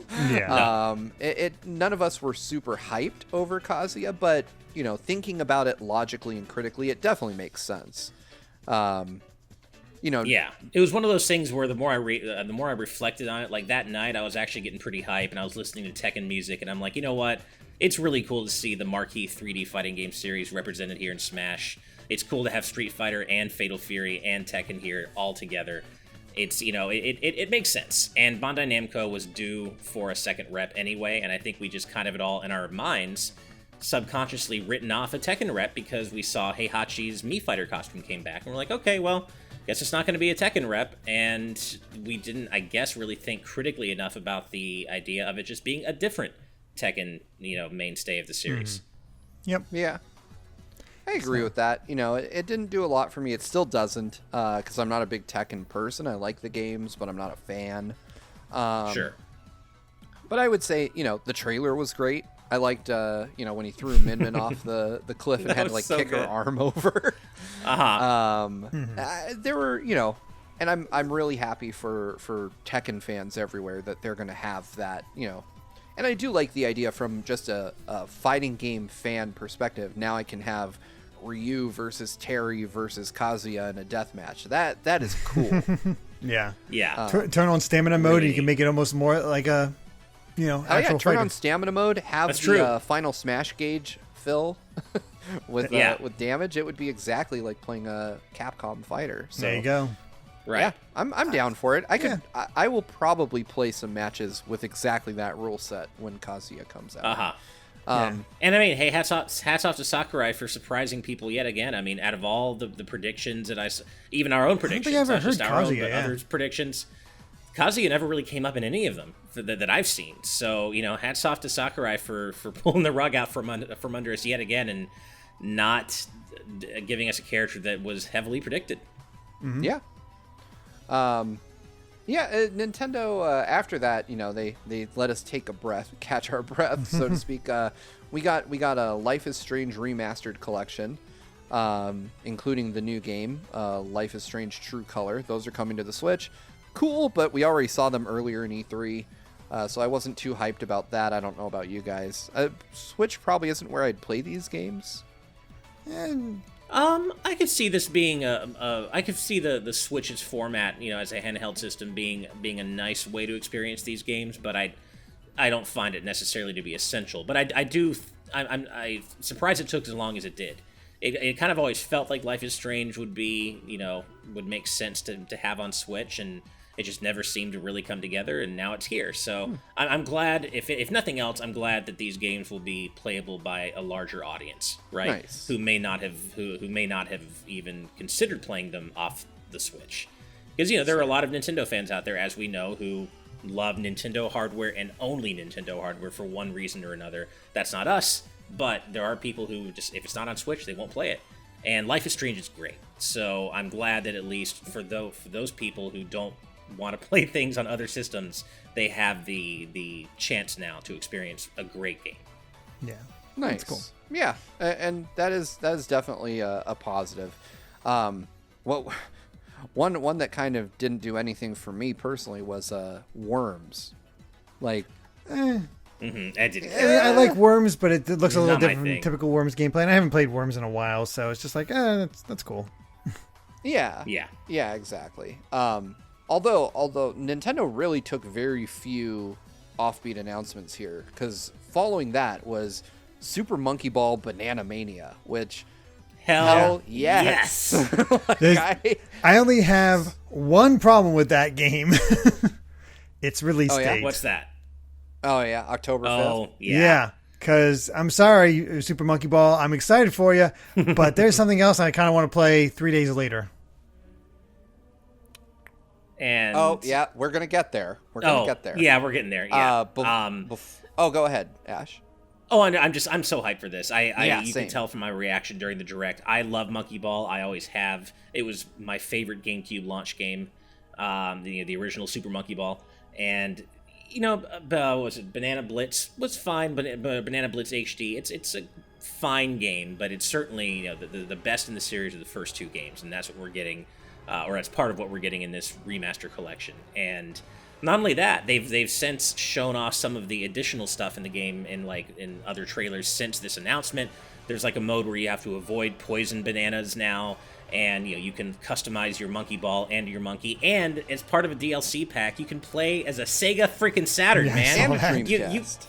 And a Dreamcast and a Game Gear. Like you sold me already on Monkey Ball, but now you're telling me I can play as like legacy Sega hardware? Sign me up, man. Super Monkey Ball to me is like wacky arcade style Sega distilled into its purest, most sacrosanct form, right? I love wacky arcade Sega, and that's what Monkey Ball is. I'm so excited for this game. Yeah, me too, man. Yeah. It is definitely high on my list of. Oh, go ahead. I was just saying, like I said, I'd be way happier and so down to picking this game up if it wasn't for its release date. It's just like, Yeah, I know. I feel you on that. But the nice thing about Monkey Ball is it's a very casual game, too. Sure. It's not like you're going to dive deep into the lore. good point. Exactly. It's very evergreen. It's going to be there whenever you That want. is a it. good point. Yeah. I have a feeling that, once you're done with that other game, you'll have a lot of breathing room. Speaking of which, Mario Party Superstars got showed off after that, which, damn, that is a 1-2 punch for me. Like we were hoping for surprise. them to like do something more, like take what worked about Super Mario Party and expand upon it, and we still don't fully know that for sure yet. But it's a damn good step in the right direction to bring back the old boards. Hell yeah. And It 100 really is. mini games. Like, I want this. 100 mini games from across the series, and I think some new ones sprinkled in there as well, if I remember correctly, and then 5 boards taken from Mario Party 1, 2, and 3. And that's really the only thing for me. I wish they were maybe taking boards from maybe the first 6 games or the first 7 games, and maybe that there were just a couple more boards, period. 5 boards seems a little bit Hopefully, it low, does its they do their but DLC thing that they've done hopefully with there's Aces some like and free, Playing for Mario and Golf. Super Rush. Yeah. But if Monkey Ball Banana Mania and Mario Party Superstars were a 1-2 combo, then Nintendo followed it up with a fucking Star Punch.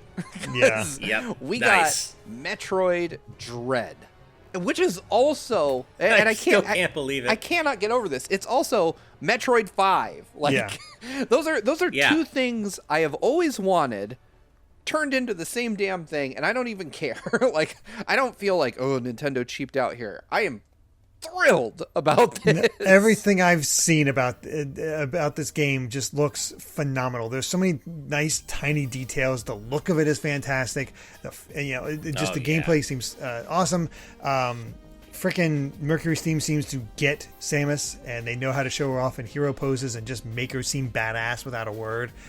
Those are always great points. It's picking up where Fusion left off with the sort of fear factor of things and really making your heart race a bit more with what you're up against. It feel like they've done a great job of balancing all of that and just turning into this game that has everybody's attention. And that is definitely for the case, because we might talk about this on TNT as well, but the Metroid games are topping the charts on the Wii U.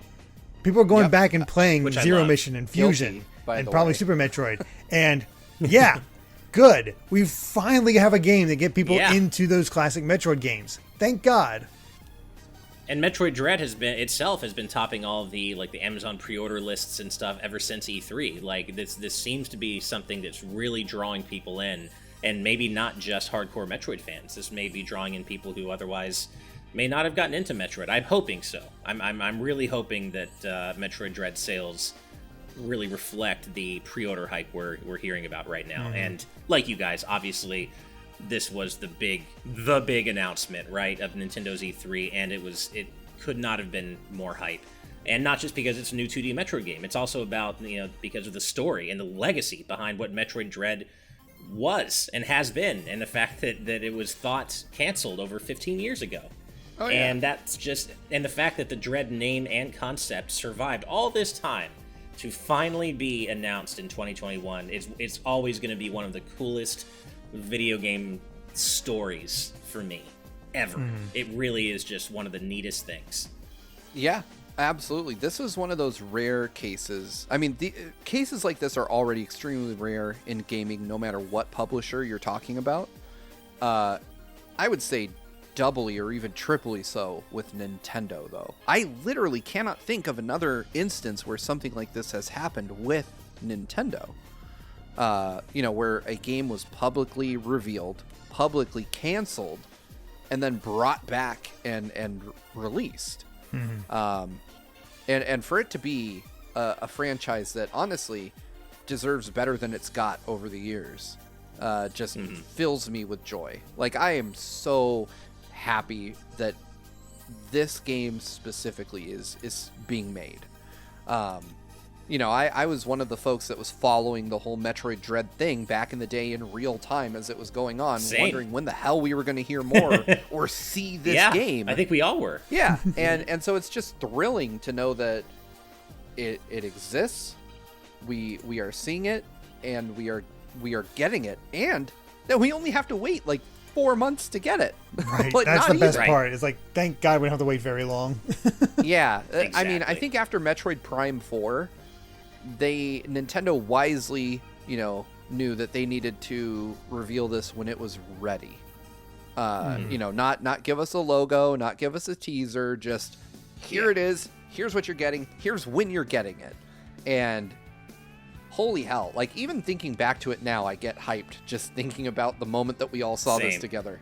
There's a lot of good reactions out there for the people who have been waiting for this for a long time. Yeah, I mean, the three of us, we react to a lot of stuff, and I think we've all had moments within, the short time that we've been doing this that we've popped off more than the others about something. But this is the one reaction I can think of where the three of us at the same time all lost our goddamn minds. Yeah. So that should tell you something about, the appeal of this announcement, what it means to folks. But yeah, this was moment of the show, best thing that happened at E3 by a landslide for me. And I would say, I could probably say it was for all of us. Yeah, no. Yeah, I would say so. That's pretty much right. Until this moment, I kind of saw Ratchet and Clank easily coasting to my game of the year for 2021. And now with this, I'm like, I don't know. Yeah, exactly. There's a contender now. A new challenger has arrived. Yeah, I mean, and we knew about a lot of Nintendo stuff. We knew about Skyward Sword. I was like, nah, there's no way Skyward Sword topples Ratchet and Clank. But Metroid Dread, oh boy. That's possible. It is possible. Yeah.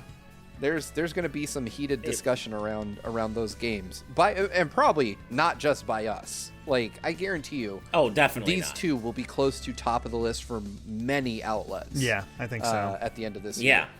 But I mean, just based on what we saw, and also the extended look we got at Metroid Dread during Treehouse Live, it's just, of course, the game isn't out yet. We can't ever be completely sure, but there's no reason to believe that Mercury Steam aren't just going to knock it out of the park with this game. And what we've seen so far makes me so happy. Yeah, absolutely. The extended gameplay at Treehouse looks phenomenal. If you haven't seen it, I recommend watching it. I haven't seen all of it yet, but I've seen chunks of it here and there. But, Nintendo got our heart rate way the hell up with Metroid Dread, and they clearly felt that we needed some cooldown time, because the next thing they showed was Mario Golf Super Rush, which comes out in like a week after they were showing it. So, this was your traditional, here's a game that's coming out in like 10 minutes. Reviewers probably already have it. And it was kind of a longer look than I think anybody needed at this point. But most people were still talking about Metroid at that point, so it didn't really matter. Yeah, exactly. I was going to say, we were all still breathlessly praising Metroid and just breaking it down in our minds, processing what had happened. They followed that up with Monster Hunter Stories 2, which we'd already seen some of. So this was another part where I just continued to talk about Metroid. There was nothing here for me from these two games. I've already made my decision on whether or not I'm going to purchase those. I will say the cool thing about Monster Hunter Stories was they did announce a free demo on Switch at least, which would carry over your progress. I always like that. I think that is a great way to get people to check out your game. Do that more. Agreed. Literally everyone. And then Nintendo basically said, you know what? Cooldown's over. Let's get back to hyping like mad. And they dropped WarioWare Get It Together, which, goddamn, hell yeah. That looks fun. This looked great. This is one of the games that I said I was hopeful we would see.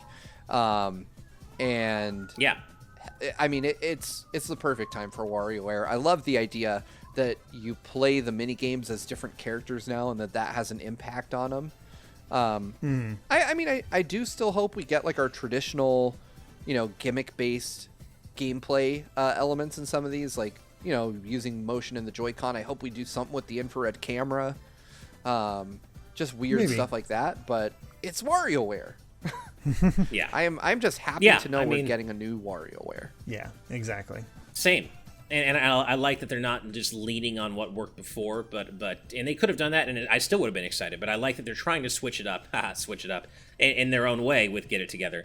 Like you said, Steve, by having you play as the different characters, and it sounds as though their differing abilities, even if they're just basic differences, will have an impact on certain minigames, where such that some minigames are easier to complete with some characters, and some are going to be harder. And that can kind of figure into your strategy, I guess, in multiplayer. And it's just great to see WarioWare back. It was a nice reminder of how much I miss and love this series, and it absolutely seems to capture the aesthetic that people love about WarioWare. That kind of goofy, almost Adult Swim-esque randomness factor that people love about WarioWare's art style. The one thing I'm most excited for with WarioWare is the fact that this one is 2-player. And my wife has never played a WarioWare. So I am looking forward to introducing her to the game with zero context. Oh, yeah, that'd be fun. Just being like, let's play this. I can't wait for the inevitable, why are we picking a nose? Like, what's the point? Right. WarioWare, since its inception, has been one of my favorite series because it is a side of Nintendo, like this immature, goofy-ass side of Nintendo that we very seldom see these days. And I absolutely love it. I love when Nintendo decides to be weird. And WarioWare is like the pinnacle of their weirdness. Absolutely. So speaking of weird, though, a different kind of weird, the more disturbing kind of weird. We saw Shin Megami Tensei 5, finally, like an actual look at real gameplay. And a release date. It's coming out in November, and I gotta say, you guys know that I am like a character design whore. Like, I love if a character looks cool in a game, I want to play that game. And the main character of Shin Megami Tensei 5 looks so badass. Like, everything about this game is 100% my shit. Like, I will play the hell out of this. I guarantee it. Yeah, it seems like it pulls.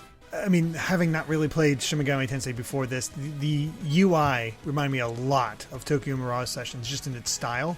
And I don't know if that had the same style with the previous one, so I apologize if that is the case. But it looks like this might have the potential to finally get Shin Megami Tensei as big, or at least on the road to be as big as Persona. Not sure if they'll pull it off, but maybe. And the setting looks interesting. The monster designs are as great as always, and there's a lot of potential here. It has this nice dark tone to it that I think might catch people's attention. Yes. I will say it hasn't done a whole lot for me yet, personally, and that's just maybe because I'm just not into Shin Megami Tensei as much. But I do agree that if there's going to be a game that gets more people into this series and kind of lowers the bar of entry a little bit, at least, not too much, but a little bit, it probably is going to be this game. I don't know if it'll ever be as completely welcoming and ubiquitous as Persona.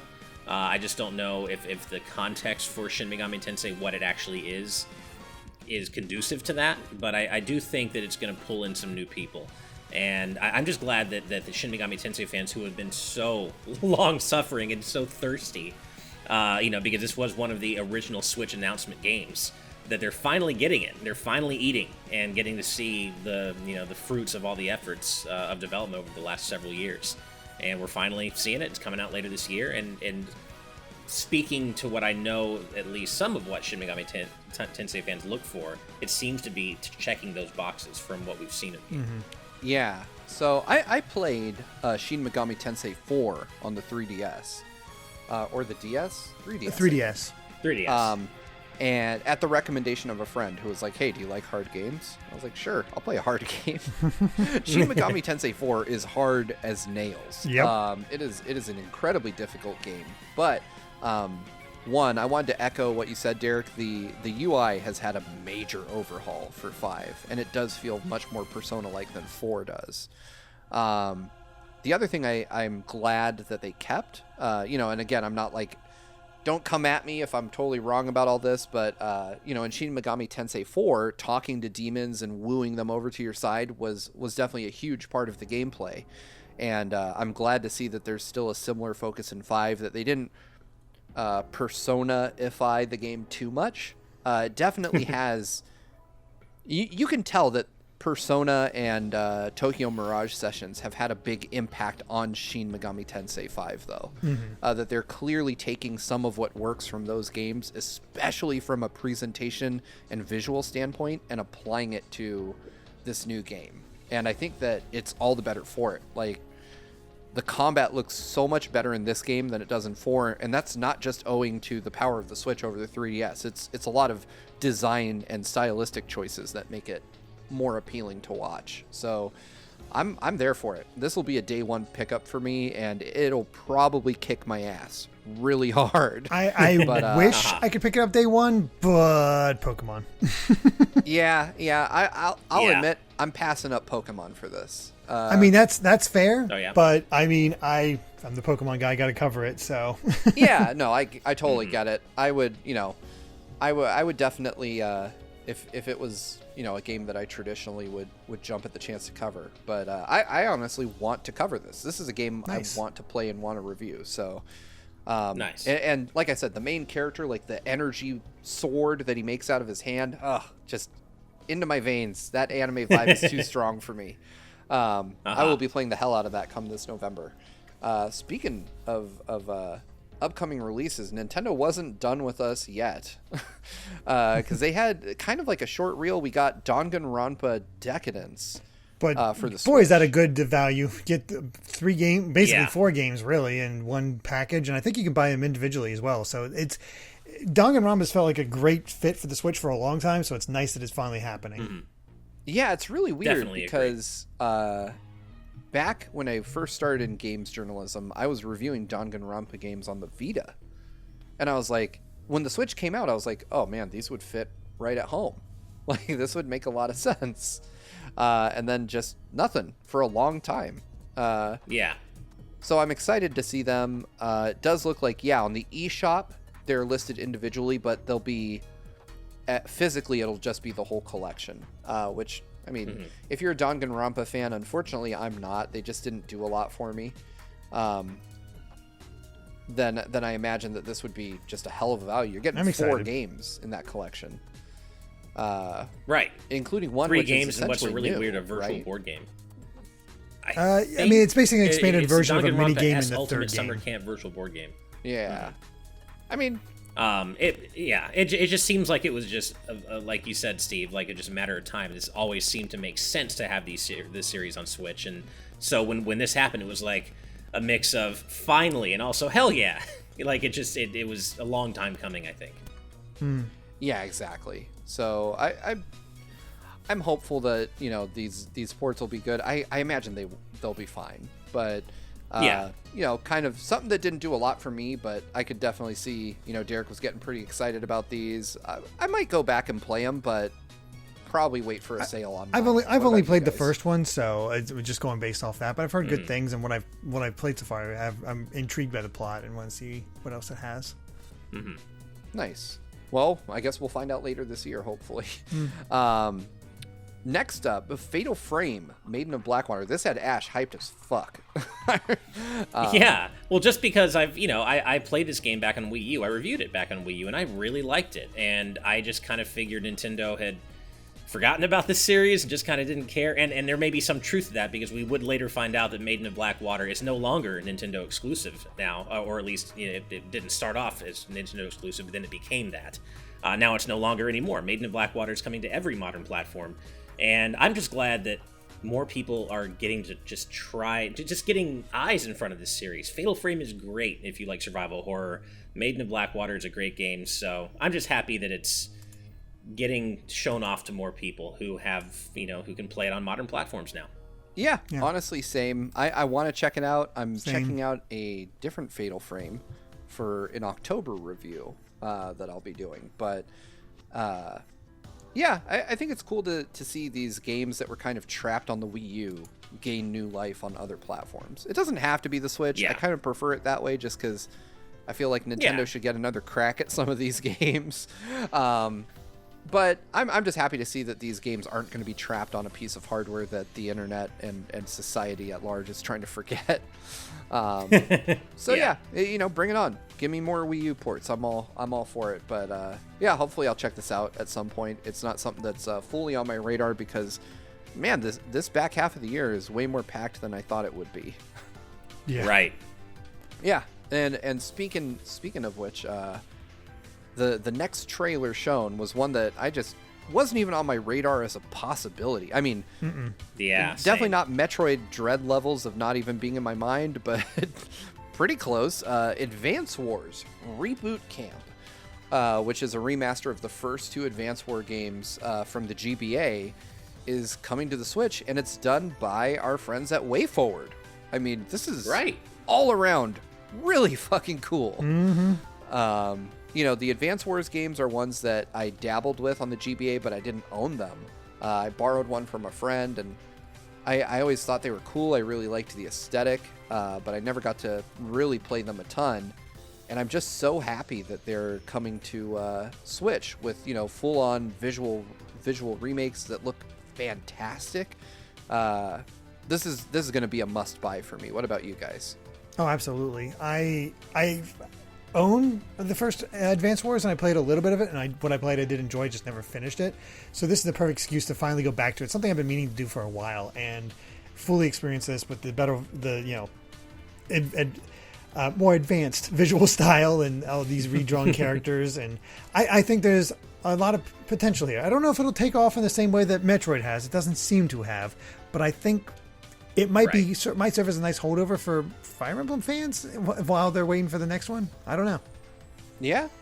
I think this one isn't for me as much. I was never really much into Advance Wars, originally, and there's nothing that really makes me want to jump in now with Reboot Camp. I think it's really cool that Advance Wars fans are finally getting something to be excited about. I think it looks really nice. I love the toy-like aesthetic. I think it makes sense for this game.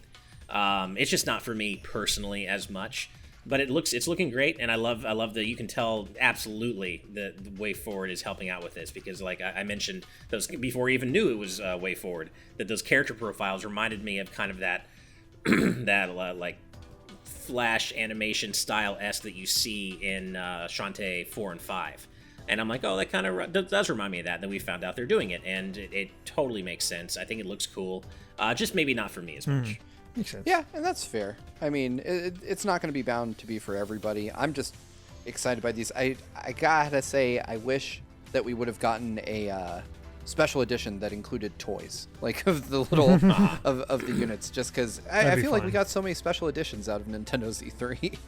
But I'm just happy to have these games back in some form and be able to dive headlong into them now that I'm at a different place in life than I was when I was struggling college student with a Game Boy Advance. Well, and on that note, this is something I realized that the IGN article we're looking at did leave out. So I do want to make a quick mention of this that I'm super hype about. It was a blink and you'll miss it moment, but Cruisin' Blast is being put on the Switch. I am so happy about this, obviously, as a big arcade racer fan. And apparently it's coming to the Switch with a bunch of content over the arcade version, because I played it in the arcade, and it has like 5 or 6 tracks or something, but at least from what they're saying about the Switch version, including on the product page itself, there are nearly 30 tracks in this Switch port. So I don't know if that means they're bringing back previous tracks from old cruising games or what, but it seems as though there's a lot more content here than there was in the arcade version, and you know, it's probably not going to be the best game ever. I don't think it's going to redefine arcade racing or anything, but it's freaking Cruisin', man. I love Cruisin' USA back on the N64, Cruisin' World. It's just nice to have Cruisin' on console again. I mean, and I'm looking forward to this. To be fair, looking at Cruisin', I'm looking at the official product shots, and I'm not going to lie. It's not. It is a rough-looking game. Like, yeah. I mean, but it looks like an old arcade racer. Yeah, I was going to say, it's meant to be stupid fun. Like, it's not meant to be highbrow entertainment, you know? Right. And I got to say, I've enjoyed... I played the hell out of Cruisin' USA back in the day. And I would probably be interested to try this as well. Like, you know, just as a casual racer, especially, I know my son would flip out seeing the dinosaurs and volcanoes and stuff like that. So this is definitely going under the tree probably this year. Nice. Well, does it come out this year? I guess I should. Think it does. It's fall 2021. There we go. So yeah, it'll probably be one that I wait on for the holiday season and then play it then with the kids and stuff. But yeah, it looks you know, it's like mindless fun. It's not something, you know, I'm not looking for AAA level effort here. But exactly. Yeah. Speaking of AAA, the next thing we ended up seeing was, ironically, Marvel's Guardians of the Galaxy. Yeah, a cloud it's sort of edition. the time that we got all the games all at once. It's just like, here's the slideshow of all the stuff coming out. The usual sizzle You know, reel. there's some cool things coming. Your son made a nice prediction. I think I have to that was the highlight. Yeah, exactly. I have to call out Kakarot. Yeah. That was so cool. Doom Eternal got DLC, which I have. I need to play it, but... you know, then Nintendo got back to first-party stuff. But yeah, the sizzle reel was typical Nintendo sizzle reel. Nothing too crazy in there. We got Age of Calamity DLC. Wave 1 released a week ago about now on June 18th. And then, of course, Nintendo did their usual, like, hey, the Skyward Sword HD port is still coming on the day we said it was coming a couple months ago. Yep. Nothing new to really say about it. Yeah. And this was all set up for kind of like a soft Zelda 35th kind of deal, because they had Aonuma come out and reveal the Legend of Zelda Game & Watch, which I'm impressed by somewhat. It's cool, but I probably won't pick it up, I'll be honest. It's cool. It's not really for me, and these things are going to be almost impossible to find anyway. I don't But think I like so. that they're doing more for that. You don't think so? So when I walk into my local Walmart, Target, what have you, there are stacks of the Mario one just sitting there. Oh, really? Like, I mean, Really? tons. I've I could never just seen go that in and here. buy Interesting. 5 today Okay. if I wanted to. Wow. Well, that's good to know. Yeah. I haven't seen that. That's certainly not the case, at least in the places I've been to in LA, but I live in a bubble here, so it's good to know. Yeah, so fortunately Nintendo was nice enough to send me the Mario one when it came out, but this Zelda one, I mean, instead of just having Mario 1, this has like Zelda 1, The Adventure of Link, Link's Awakening, and like a Game & Watch game. But I honestly think this thing's pretty cool, and I think they thought it through just a little bit more. They designed the packaging for this one in such a way that you can display it without throwing away the packaging, which I kind of like. But I agree, it's going to be like a flash in the pan, you know. Folks like me that collect all things Zelda will pick it up, but by and large, it'll probably not make a big impact. I doubt. Yeah. I mean, if anything, it's more surprising what we didn't see instead. And by that, I mean, the Game & Watch is cool, but I'm still kind of sitting here surprised that we didn't see Wind Waker or Twilight Princess HD coming to Switch. And the only reason I can imagine for that is because they don't want to take the focus away from Skyward Sword until it's probably out and, you know, done and dusted. Yeah, that's very likely. Yeah. Yeah, I guess I all agree that's with that. left at this point is the big one. We finally got more Yeah. info on Breath of the Wild 2. Right. Yeah, I have to say this was far more than I was expecting to see at Breath of the Wild 2. Really? I kind of thought that we just were going to get maybe like a release year, if anything.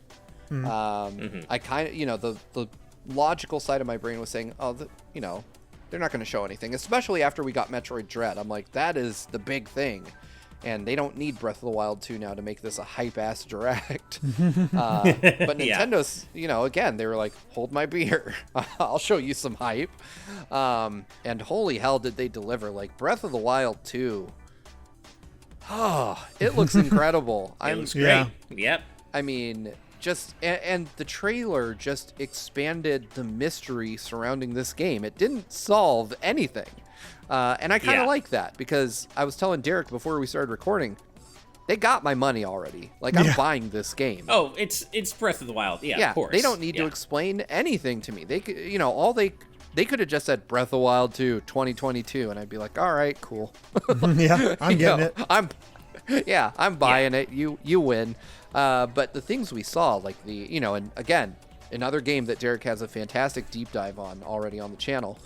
So if you haven't checked that out, go watch it. It's full of really interesting theories that I was surprised after watching it. I thought Derek and I, being pretty big Zelda fans, would disagree on a lot of things, but I found myself agreeing with a lot of the points that you put forward. I mean, there's some definitely theories out there that I did not consider. A whole race that I kind of forgot about that I don't know if it's actually going to show up, because it all hinges on the fact that there's a huge theory that I did not touch on or even consider because I've not been looking around, that apparently this Link that we're seeing in the sky is like an ancient Link and not the same Link. I think just because of the wild hair and the different costume. I don't know if that's true. It's an interesting concept, but I'm not sold on it yet. Yeah, I get the origin of the theory. Like, he's wearing the same outfit. I like the idea of it. In those drawings, but I gotta say, man, this game just looks so good. I mean, it does. I want to know what happens. Where'd the Master Sword go? Why is his arm like that? What is the what happened to the Sheikah slates? Like, there's so many things. Yeah, like it's so funny. We've been waiting so long to see more of this game, and Nintendo's so good at showing just enough of what you want to see without actually pulling back the curtain and really answering any major questions. And it as we've been saying, it showed just enough to just keep us interested and make us even more desperate to find out what's going on without really telling us much of anything conclusive. And I obviously, it's Breath of the Wild 2. I'm hype as hell for this. The whole focus on the sky is interesting when you parallel that with Skyward Sword HD coming out, in July. That's kind of interesting. And there are a lot of my mind won't quit when I think about Breath of the Wild 2. I can't stop theorizing. And a lot of what I've thought, certainly I saw some of that reflected in your deep dive, Derek, which, as Steve said, if you haven't watched it yet, go watch it on our channel, because Derek killed it. It's a great deep dive. And yeah, I know all three of us could talk about the theories we have for this game and what's going on literally forever. It's just, I'm hyped, man. It's Breath of the Wild 2. And in a funny way, I ended up seeing pretty much what I predicted I thought I would see. Like, I expected we'd get a little bit of gameplay and a release year, and I predicted that would be 2022, and that's essentially what we got. Pretty much. So as much as I want to see more of it, I don't feel as though I didn't see enough either. I just feel like they showed me just enough to just whet my appetite even more than it's already wet. Yeah, I agree with that. I feel like Nintendo has really mastered the art of the video game trailer. Like, it really, they showed just enough to remind me why the hell I'm so excited for this, without giving me any concrete answers. The thing I wonder, though, and I wanted to ask you guys about this, and I'm going to try to keep this as short as possible, because I know that we've been going for 2 hours. We could easily go for another 2 just talking about this trailer. I wonder if, because I do believe, Ash, that there's some kind of connection between Skyward Sword and Breath of the Wild 2. I think the timing of these releases is not coincidental. I wonder if Nintendo is almost doing their Skyward Sword re-release a disservice by not disclosing that connection ever so slightly. Like, hey, if you want to learn more about why Link's fallen out of the sky, watch play Skyward Sword. I think it helps that, like we've seen with Metroid, people might retroactively go back to see that origin now when people start talking about, like, oh, the Breath of the Wild connection, the Skyward Sword connection. Oh, hey, I want to go back and see that. And hey, Skyward Sword is not only available for a limited time, so we can actually go back and get that and see what the connection is. Yep. I am firmly betting that, one, there is a connection, right? And two, that Skyward Sword HD will see a massive sales boost when Breath of the Wild 2 comes out and people have had a chance to play through it. Very possible. But, I mean, I gotta say, though, without turning this into a Breath of the Wild 2 discussion, holy shit, Nintendo killed it. Yeah. I mean, yeah. They just kept delivering. It was one of the most solid directs I think I've ever watched. I mean, you had your peaks and your valleys, but the valleys were, not minor, that low, and the peaks were so incredibly high. Yeah. Straight up. Yeah. Honestly, Nintendo had a great show. If I were to rate the Nintendo presentation separate of E3, I vacillate between giving it a great vibes and just a pure bliss. I feel like pure bliss might require one more big thing. But God, it's hard to, but it's solid. Great vibes. It's hard to overestimate just how big Metroid Dread is if you're a fan of the Metroid series. Like, that is right. Like, that's enough to really put it over for a lot of people. And I can totally see the pure bliss. But you're right. I do think it needed, like, one more huge announcement in order to really put it over. But yeah, like, great vibes. If you gave me the sequel to Odyssey, right, or whatever next mainline Mario is coming, Mario Kart 9. Mario Kart 9, yeah, it really could have been almost anything. Rhythm Heaven. But again, we're talking about taking it from greatness to perfection. Like, there's not a lot to complain about here. Right. I would argue that if you have complaints about the Direct, your expectations are entirely too high. Or it just stuff is not, catered to you. Exactly. Yeah, and there's always going to be that. I mean, a lot of people, I saw a lot of backlash to the Smash Everyone is Here when Smash Ultimate was formally revealed, and essentially Nintendo's E3 Direct that year was all Smash. There were a lot of people who were pissed off about that and said, oh, worst Direct ever, and that's not what I want. That's fine. That's not what you want. For me, that was one of the best Directs ever, and you can extrapolate that out of Smash into any other Nintendo property. There's going to be stuff that some people really care about, and then there's going to be stuff that some other people don't. And if you don't care about Metroid or WarioWare, then yeah, this Direct probably wasn't the best for you. But for the rest of us, it was amazing. Yeah. I would argue, though, that with Advance Wars, Metroid, WarioWare, Zelda, like they did come about as close as they ever have to literally having something for every type of Nintendo fan. And Smash. I left Smash out. Yeah. So, and Smash. Yeah, you had your Smash fans. Your Mario fans were technically covered with Mario Party. Metroid, Shin Megami Tensei 5, which again, to me, looks incredibly cool. For your more dark, moody kind of game. Unexpected and if ports. That's not your speed, you had Fatal Frame. Yeah. Right. Yeah. This is probably one of my top 5 ever Nintendo Directs. I'd have to go back and think real hard about one that tops this one. I mean, for me personally, it may be the best one I've ever watched. It's just wow. Metroid to me is, I know Derek's like the resident Metroid expert, but I would say that from a fandom perspective, I'm definitely not an expert, but from love for the games mechanically and how they play, it is one of my favorite Nintendo franchises. It's just agreed. It's incredible. No, I love Metroid. I hear you. Yeah. Anyway, so that was E3 2021. We managed to condense a week into 2 hours. That's not bad. Not bad. So overall, I mean, I will agree with the commonly held notion. Nintendo saved the show. They really did, for me personally. How about you guys? What was your overall? Now that we've talked about it and reminded ourselves what we saw, how do you feel about E3? I'll start with you, Ash. It was good. Like I said, I do miss a lot of the in-person elements specifically, because that's a lot of what I enjoy about E3. But in terms of the announcements we got, I'd say if you take all the disappointments into account, then I would say it's a solid good vibes saved by Nintendo, Microsoft, and to a lesser extent Ubisoft. But if you take out all the disappointments and you only focus on the really hype presentations like Nintendo and Xbox, Bethesda, and Ubisoft, which I wouldn't say Ubisoft was really hype, but it was good enough. I would say great vibes, but you can't discount a lot of what was also really disappointing too, like Square Enix, Sure, Capcom. So I think overall I feel good about E3. Did it blow my mind? Certain elements of it did, yes. Metroid Dread was a mind-blowing moment, period. That was an absolutely mind-blowing moment, and one that is not likely to be repeated in a lot of future E3s. That's one of the most surprising and one of the hypest game announcements of all time for me.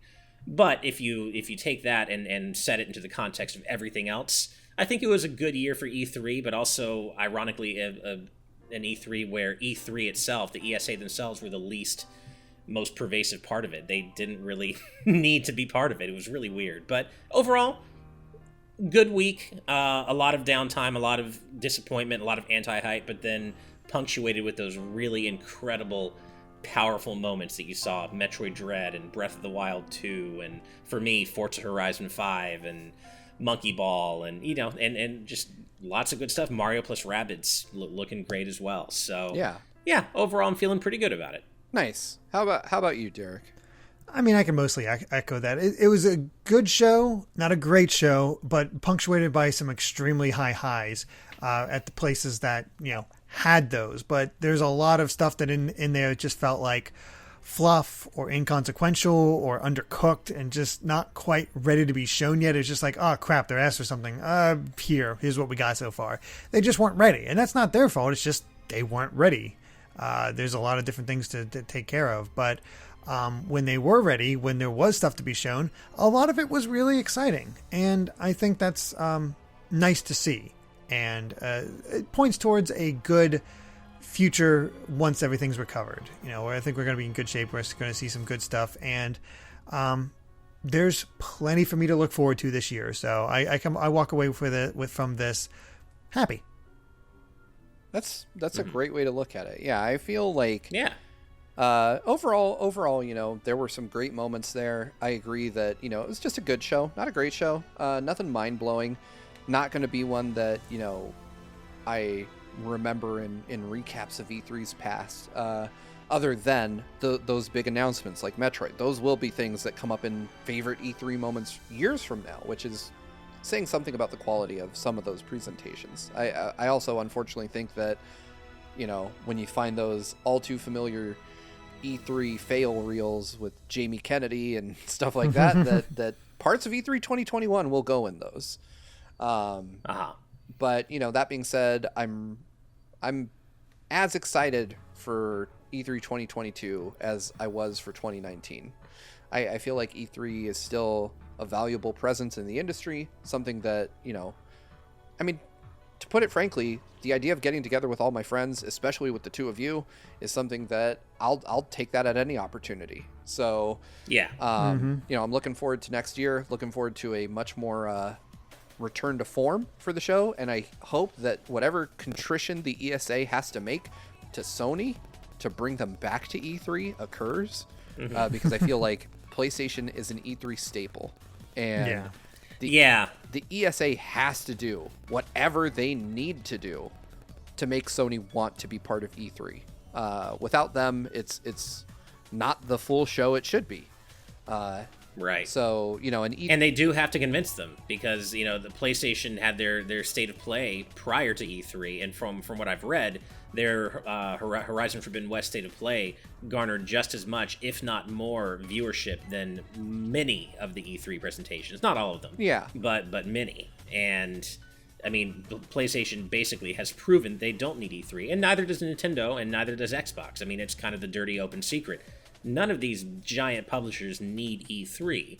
E3 needs them, and I think, as you said, Steve, the sore lack of PlayStation specific content or a PlayStation specific presentation at this year's E3 really stuck out like a sore thumb. Yeah, absolutely. But that's E3 2021 in a nutshell. Thank you guys so much if you stuck with us all the way to the end. I know that was a feature length discussion. Oh yeah. just a quick reminder, Patreon, or not Patreon, but GVG is completely Patreon funded. You can find out more about how to support us there at patreon.com/gvgaming. But if you're here on YouTube and you're listening to us live, or, in this case recorded, thank you so much. We appreciate you. It means the world to us that you're here. If you like what you heard, please consider subscribing to the channel. Helps us out a lot. Or even just liking the video, dropping a comment, telling us what you'd like to see for the next discussion. If you would like to be able to vote, our Patreon page, again, patreon.com/gvgaming. At the producer tier and above, you can vote on the topics of discussions. We do these each and every week. But for now, this has been it for us. Thank you so much for listening, and we will see you next time. Bye.